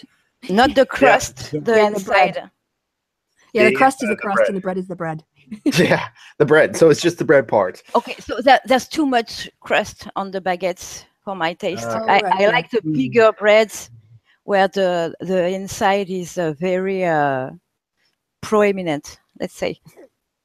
I Yeah. like the crunchy parts. I like bread sticks, in fact, actually. Yeah. Yeah, I well, have the very croissant bad is good teeth, for- so or the- crunchy stuff, it's not my thing. Yeah, the baguette is good for like soups and other dipping things, you know, to kind of Yep. so yeah. Ooh, in soft It's versatile in bolognese. that way. Yeah, and bolognese. Yeah. Yum. All right, Okay, now gonna have I'm to go eat starving, soon. so I'm going to go eat because I think we We're are gonna we are on the same we are on the same time zone here, Kristi. 7:30. Yeah. Yep. 7:30 at night. Yep. So it's dinner time. So Yeah, I Yeah. just woke up and for do this hangout, and so I'm hungry too. So, and we're talking about food. Jeez. Yeah, my son was in just got back from Scotland a week and a half, 2 weeks ago. yeah, I And saw on my- Facebook that he brought you back some treats. Yeah, and I was going to bring the whole conversation about good, wonderful food to a screeching halt, because one of the things that he brought me was Haggis. 1,250 grams. 12. Well, I would have loved haggis. I love haggis. I'll be willing to try haggis too. Yeah. It's You're yeah, my dad. it's good. I liked it. The way it was prepared in a couple of places in Scotland, anyway. But it was the thing that he brought me that I got 1,250 grams of now is Marmite. Yeah. I love Marmite. Everybody else hates it. Can you not get it? Can you not get it where you are? The super salty stuff. Yeah. Ah, the That's black- weird. Of course it is. I love it. I'm weird. It's a circle. It's a circle of Marmite. But yeah, you can get the only way you can get it here. There are I know that I can get it in a store in Minneapolis, in uptown right. Minneapolis, but they only sell 125 gram jars, and they are like $7 each. Yeah. Ouch. And the 500 gram jars that Scott got for me in Scotland were he said about 4.5 pounds. So it's at $6, 5.5, $6, something like that. But I can get them from Amazon, through Amazon, and the cheapest I can get them are, well, they average out to about $13 or $14 for a jar of this. Well, they say free shipping, but you know, Well, now I know what to get you for Christmas. A shitload of Marmite. Shitload. I which don't is think more than I've a ever puck- had no, Marmite. it's less which is oddly appropriate for most people's taste of what they think of that. He I thought actually. I thought you were gonna say he brought you back shortbread butter biscuits from Scotland, because those are also basically butter sticks mixed in with a bit of flour and baked. Yeah, I would have liked that as well. But Marmite, it's so hard for me to get Marmite, and it's so expensive when I try to buy it myself. That it's my son loves me. He loves me. He bought me That's Marmite. wonderful. He bought me Marmite. I was hoping to have the camera working today, because he also brought me a Black Watch tartan flat hat, Scottish or British flat hat. Nice. Awesome. Yeah, and there's also a hey geek, you'd like this. Sure. It's sort of a random geeky thing, which is even more to your taste, I would imagine. It's a Scottish graphic novel about a mythical Scottish time in the heroic days of 1,000 years ago. Cool. And well, it's more than that, because there's Romans in this one. So it's back, it's back 1,800 years ago or so, and it's got a hero called Saltire, which is the Scottish cross. Yeah, Oh, the right. Psalter, the P. Yeah, it's yes, you note it's silent, but yeah, the Psalter. Yeah, and that's his name, and he's got a white X on his bluish, chest. So it's he didn't give that to me. He was letting me read that, but I may keep it anyway because I'm an asshole and he's a nice guy. I've taken to take during Christmas in Scotland with my friends because I don't really have any family here. They're all back home. So I fly up to Dundee, usually a weekend or two before Christmas, and we end up having Christmas dinner in Scotland. And that's always very lovely. It's a nice little tradition that I've started. But yeah, I can send you some Marmite if you want. If you next time you're running out. No, I can get it, and I obviously can do without it. It's just a matter of Oh, shut up and thank the prioritizing. lady, Tom. Don't deny free Marmite. What the fuck is wrong with you? A nice lady is telling you, I will send you food, and you say, no, I could. What is wrong with you? Thank you, nice lady. There. That's so hard? Yes, that was hard. I'm sorry. Well, I told you I'm an asshole. It's hard for me to do the right thing. Don't worry, you can blame the patriarchal system that we have on that. I have well, it's that, and I have no social graces. So it's sort of a combination of all these horrible things that create a perfect storm of Assholery.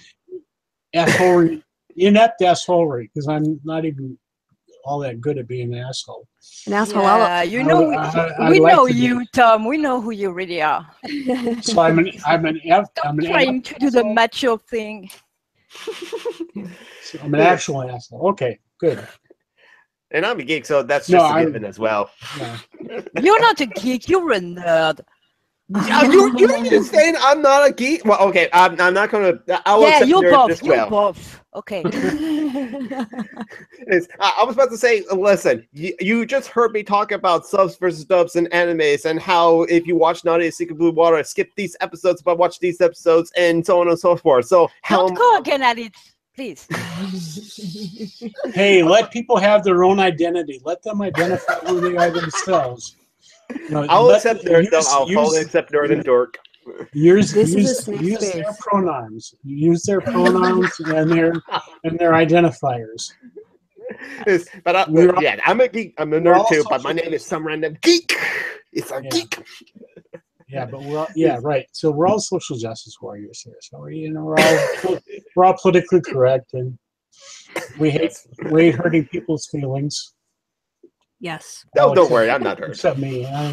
It's an interesting distinction, though, between the word geek and nerd. And I think it is interesting how each of them, for me at least, captures a slightly different essence of. Yeah.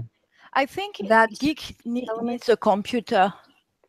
I'm not a geek, but I'm a fucking nerd. Yeah. See, in my mind, for me, just for my definition, I always said that like a nerd is someone who's academically smart. So it's like been to college, does computer science, and all that stuff. A geek is just super enthusiastic about geeky things, or someone who's just super enthusiastic about anything. And actually, Movie Bob talked about it before on like his web series.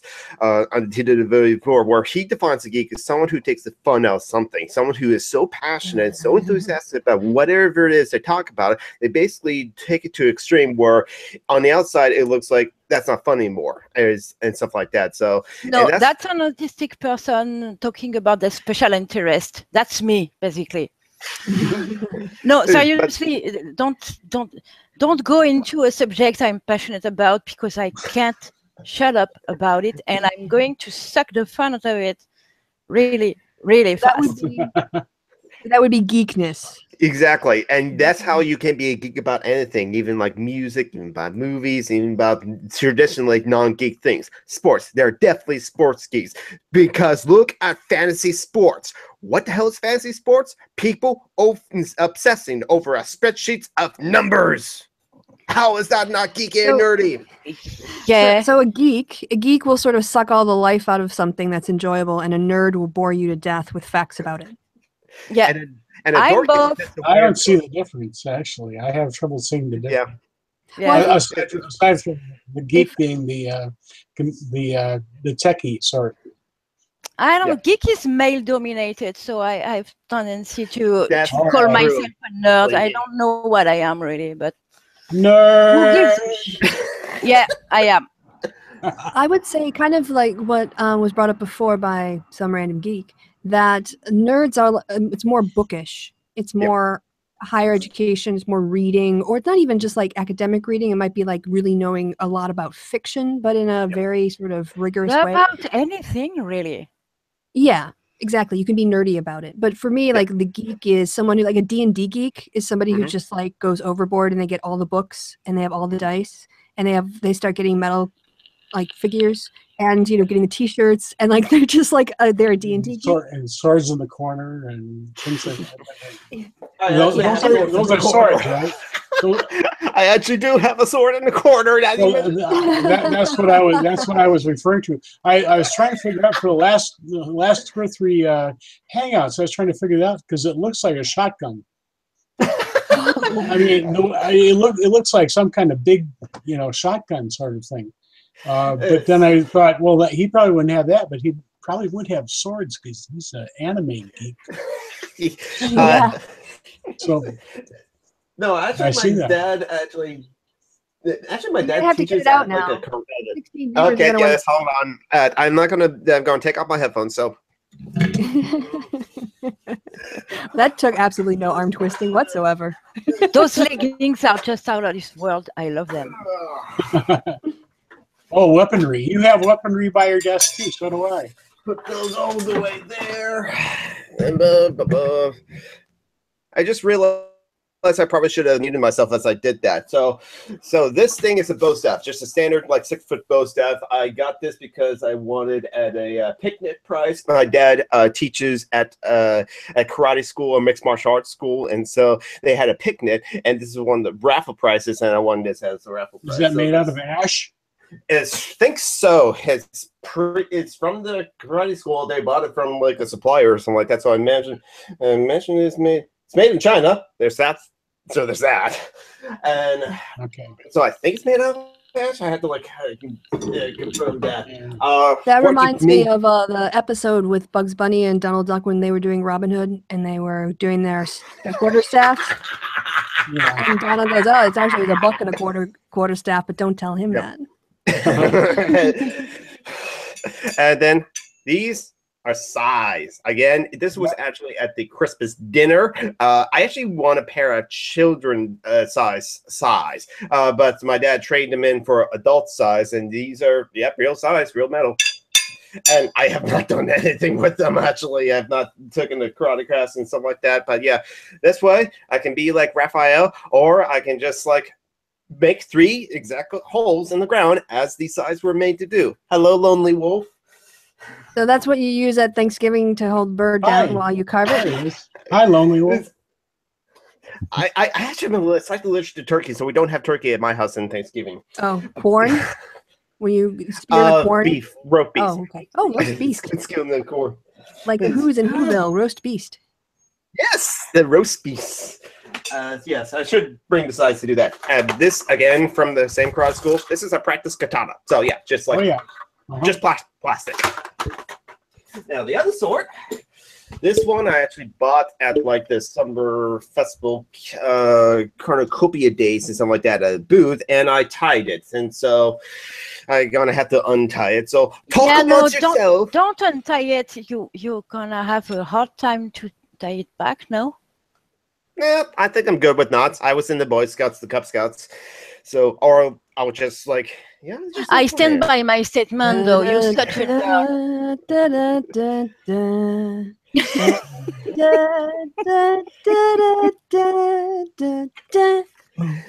Let's let Lonely Wolf talk for a bit since they just arrived. Hello, Lonely Wolf. Are you there? Or not. I'm here.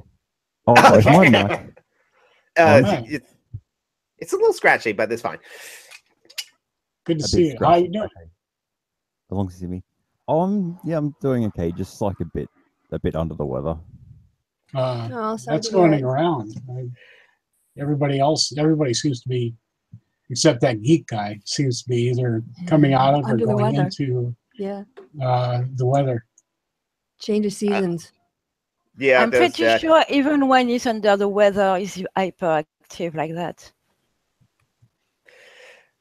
For me, I guess I'm lucky because yesterday I did a 5-kilometer jog, and so in like 45 minutes, and so yeah, lucky me. That just means that like eventually I'll get sick too, because my coworkers are sick too. Good. You want to be part of the crowd. You privileged fuck. Can we wrap up the sword show? Because you made all that effort to get it out. So So I bought this at just a booth at a Copia kind of event in the city, and it had a knob, but it fell off and something like that. It's just like a guy, something like that. And yep, it's a real metal, but like it's not. It's dull. It's really dull. Is it regular sword steel, or is it just pot metal stuff? Pot metal. I would not know. But just like how, but just remember, people, when in like the Lord of the Rings, where you hear that, shh, yeah, it's leather. It's the sheath is supposed to be leather because you hear that. Shh, that's like metal on metal. You don't want to scratch up your sword. That's Hollywood magic. They have actually, really good sheaths are a lot of times will have a wood liner inside, and they will make a noise similar to that. Not the ringing metal thing. Right. But although sometimes when you have there's a boss around the top of the sheath that could do it too. But yeah, you don't want to have a lot of metal around the edge of the blade. What I was thinking is what you ought to get for the end of that, the top of that, is a 5-speed gear shift knob. A BMW. Yeah, well, you could drive, so you can shift gears, and you're. Oh, wait a minute! I was in the attack. Now I got to shift to the reverse.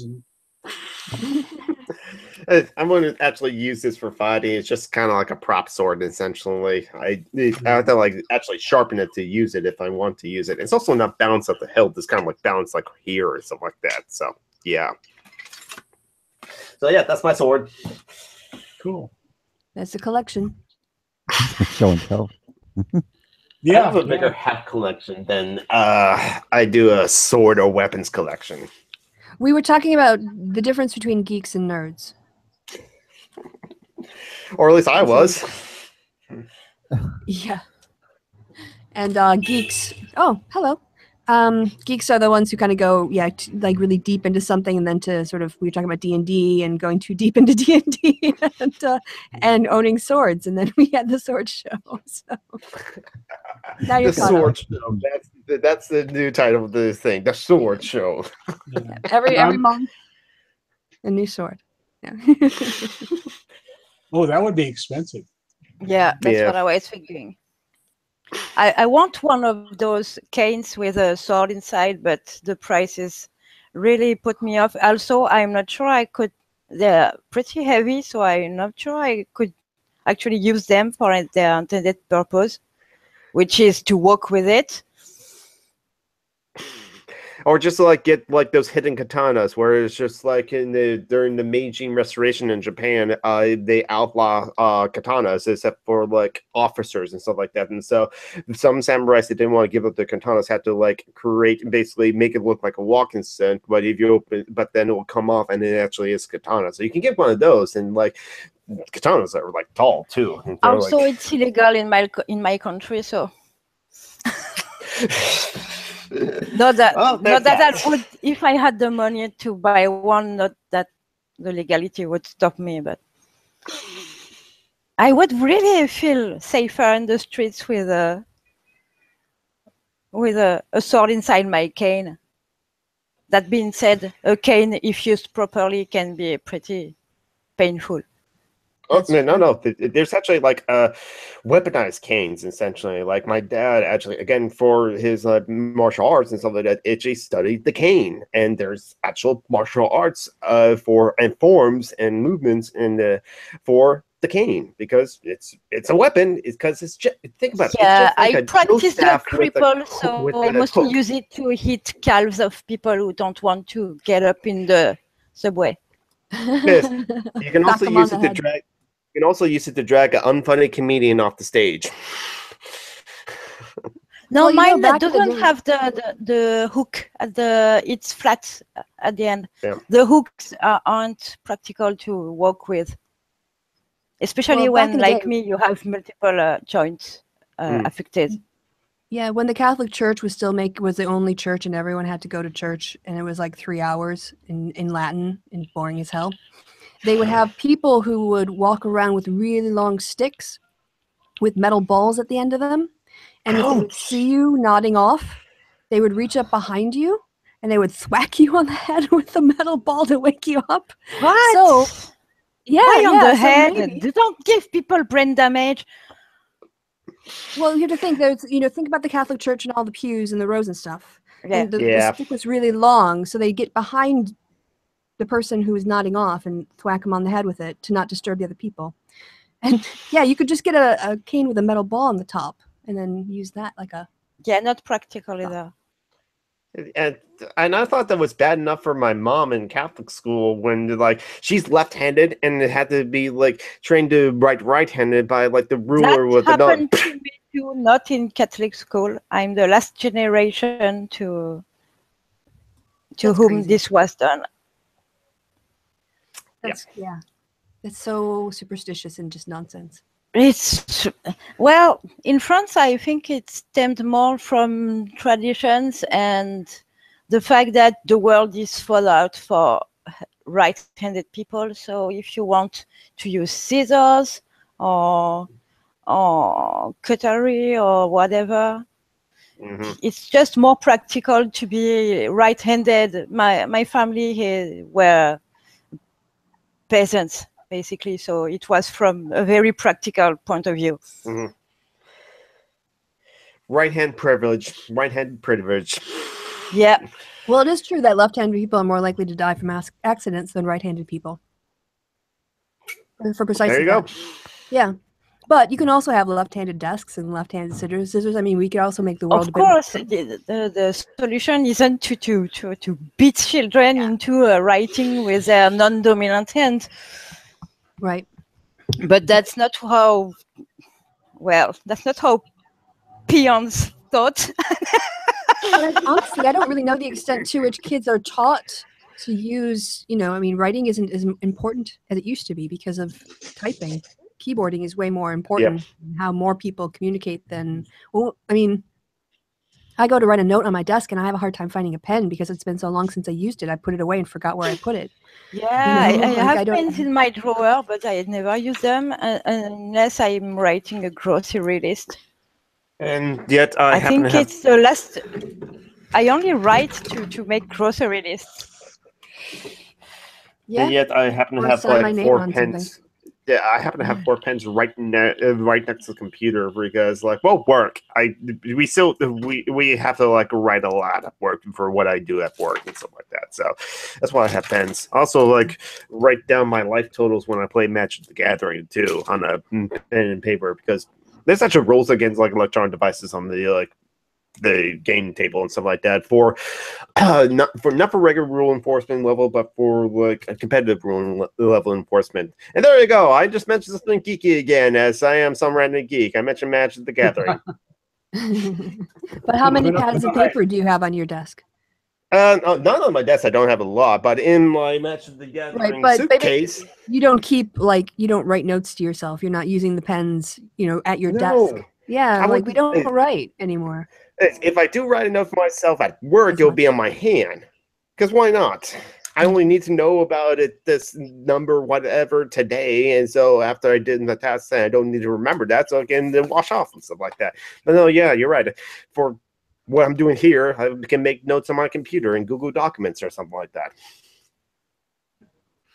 I still have to write Okay. because like whenever I read a book and it's like I keep a book where it's like if there's a quote from a book that like that quote kind of like left an impression on me, then like I have to write it down. So I've got like so I just collect a bunch of like notebooks and then like periodically I go back to read through them. Mm-hmm. That's a good idea. Yeah. I mean, when I read articles, I still prefer to read on paper.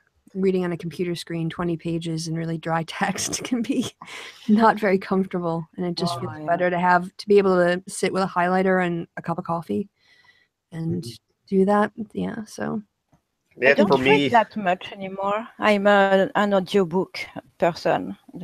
Since I discovered that with the whole Discourse series, I'm into audiobooks now. It's so much more comfortable. Mhm. And I can for me, knit. it's like if I read. Yep. Oh, okay, that's that. Yeah.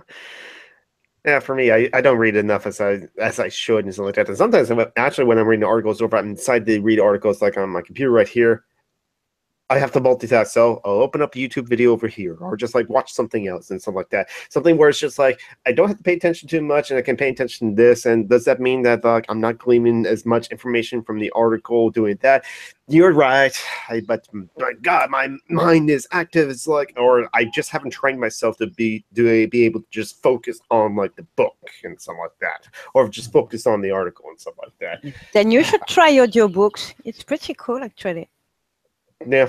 I listen to like the audio stuff at work anyway, so if like I listen to a lot of podcasts and so or just Google Hangouts on YouTube from people that I follow, and so yeah, so I probably should do audiobooks. yeah, it's a natural transition. And yeah, there's some really good ones. I've got TuneIn as part of my Amazon Dot thing, and I mean, there's a lot in there I don't make use of. There's a lot of sports stuff that I don't listen to, but there are Ron Chernoff's Hamilton is on there, and that's been very interesting to hear read. And then there's also Wolf Hall, which that's a great dramatic series, another BBC period drama, costume piece, but it's about the life of Thomas Cromwell under Henry VIII and how he sort of moved from his alliance with Cardinal Wolsey over to becoming the key counselor for the King of England. And yeah, it was done with Mark Rylance as a BBC adaptation, and it's visually beautiful, and the performances are fantastic. And it's Mark Rylance, who is such a subtle actor. He got I know he was nominated, but he was in the movie with Tom Hanks about the spy exchange. And I don't know if you guys have seen that. No, I haven't. His performance in that was phenomenal as well. Just very understated, and his comedic timing is so on. It's just so on. And he's a really amazing actor. He actually ran the Royal Shakespeare Company for quite a long time and has sort of gotten back into more screen acting and things. But yeah, Wolf Hall, very enjoyable. Sorry, I got off on a Mark Rylance tangent because I think he's brilliant. I really think he's brilliant, and he's not really known in America, which is a shame. But Nerd. Yeah. Nerd, yeah, I this had is the me being same nerd. urge right there. You beat me to it, Tom. Yep, the whole like Tudor history Maybe and the we're all BBC and all that. wrong. Yeah, I'm totally an Anglophile. Yeah, I'm totally a nerd about UK related things. What'd you say, Lily? Guilty as charged. What were you saying, Well, I think Mulder? it's a hangout that's full of nerds, so that's just like that just comes to the territory. Yeah, that's my personal opinion. Most everyone is like a geek and a nerd or a dork in some way. They just don't know it or won't identify as it. Yeah, when you just get into gotta- your inner nerd, I mean, it's fantastic. I mean, at least for me, because I do have access to the thing that I'm passionate about. And I do love going to Edinburgh Castle. I've been several times, and you can stand in the room where Mary, Queen of Scots, gave birth to James VI, later James I, and you can look out on Arthur's Seat, this sort of volcanic rock that's left over, and you're seeing the view she saw, and that just gives me like tingles. And that's how I'm a nerd. in that way. Yeah. I'm a nerd. I think I might be a crochet nerd. Yeah. Or crochet That's geek. bizarre. Like, do you collect patterns and do you sort of like look longingly at other sort of, yarns and needles and things? Is it like a Yeah, geek because thing? you look at because you look at certain patterns, and then you always end up like playing it, like you're in the middle of one project and you think, oh, I want to do that thing, but you think, no, you got to finish the project you're on. Yeah, I know that feeling. I have a yarn ball tattooed on my arm. Just saying. Yeah. Really a metal one. Metal yarn ball. I like it. Yeah, and then you go to look for the crochet, the humor on like you got to look for memes for like any hobby, just to because it's funny. It's got like the crochet, they got 100. They're fantastic. It's like the rule is like you never discuss the size of your yarn stash in civilized. So like a lady should never discuss the size of her yarn stash. I showed my yarn stash last time I made a video on Facebook. I did see that. Yeah, I did see that too. Against the rules. Crochet memes. I learned something new today. Thank you, Lonely Wolf. Yeah. Yeah, and then like you take it up and it's like, I've got 99 problems, but a stitch ain't one of them.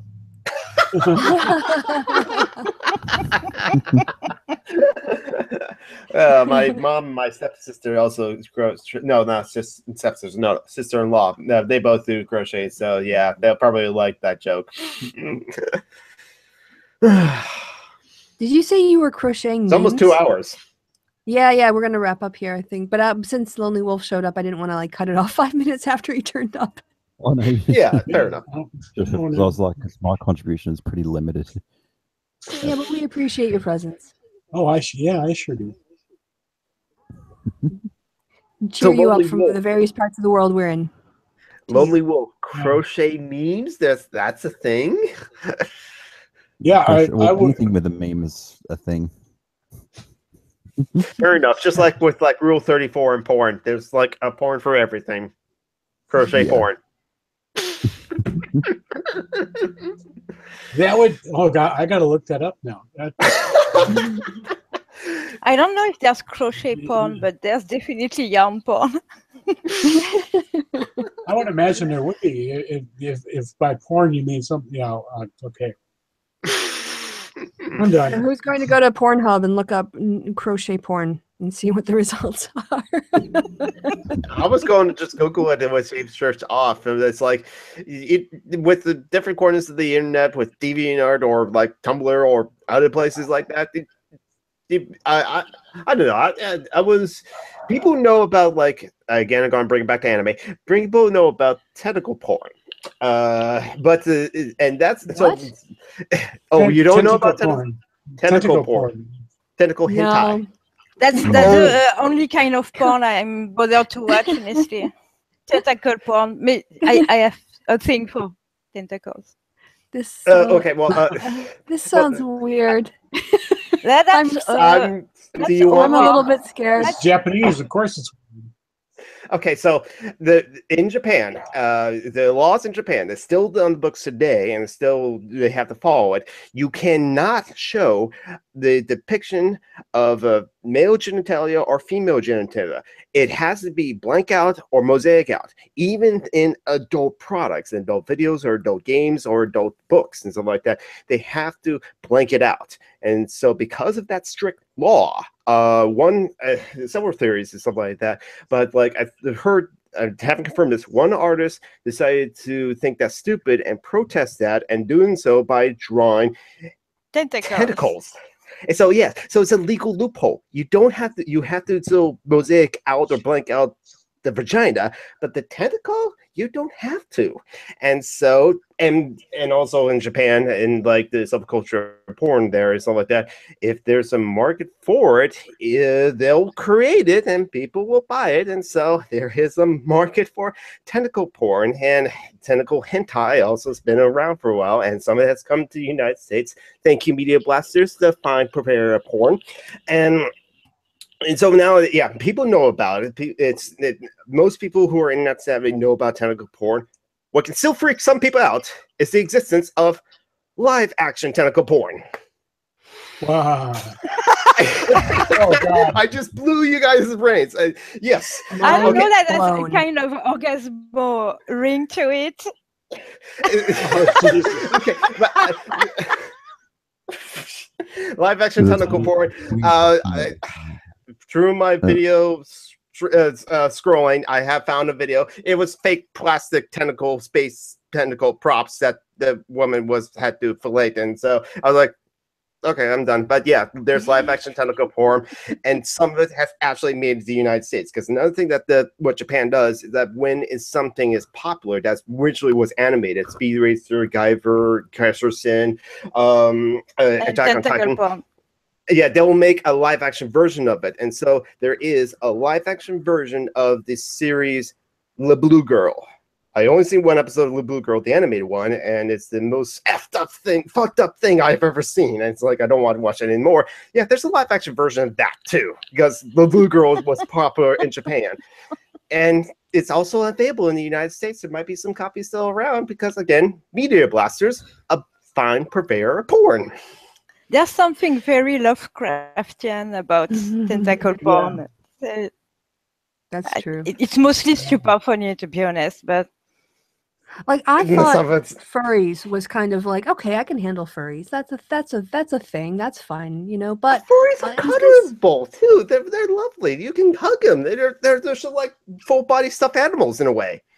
Right. Like I'm not going to go there, but I could see that, you know. But yeah. I think it's just because I haven't seen it myself, and I'm picturing horrible octopi, slimy, sucker-filled things. No, because we just see the tentacles. Okay, there's you don't see the monster actually. It's implied that it's a monster.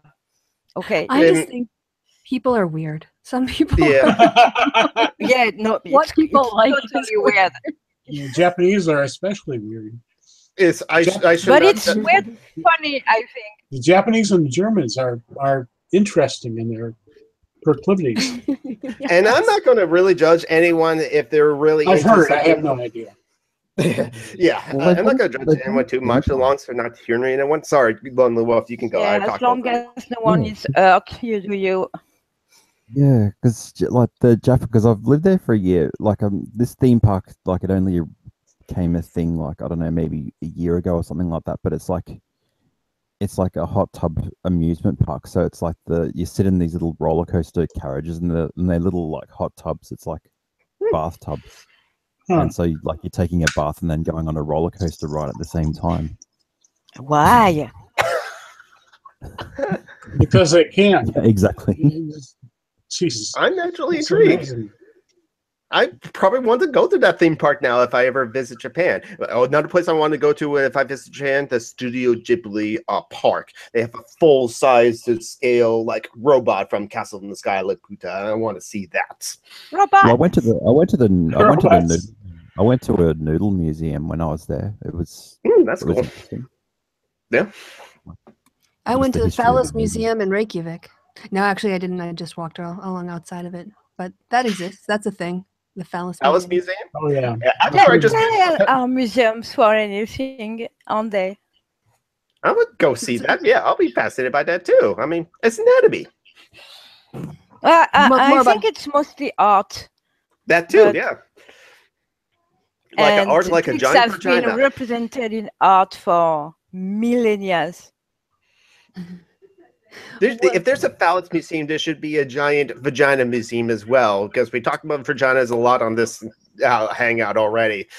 We need to ask Weinstein to make one. Maybe they saved that prop. And on that, we've tied in our earlier conversations about art and vaginas. So I think this is a nice way to wrap it up, because we've been going for 2 hours and 3 minutes. So that's a goodly long hangout.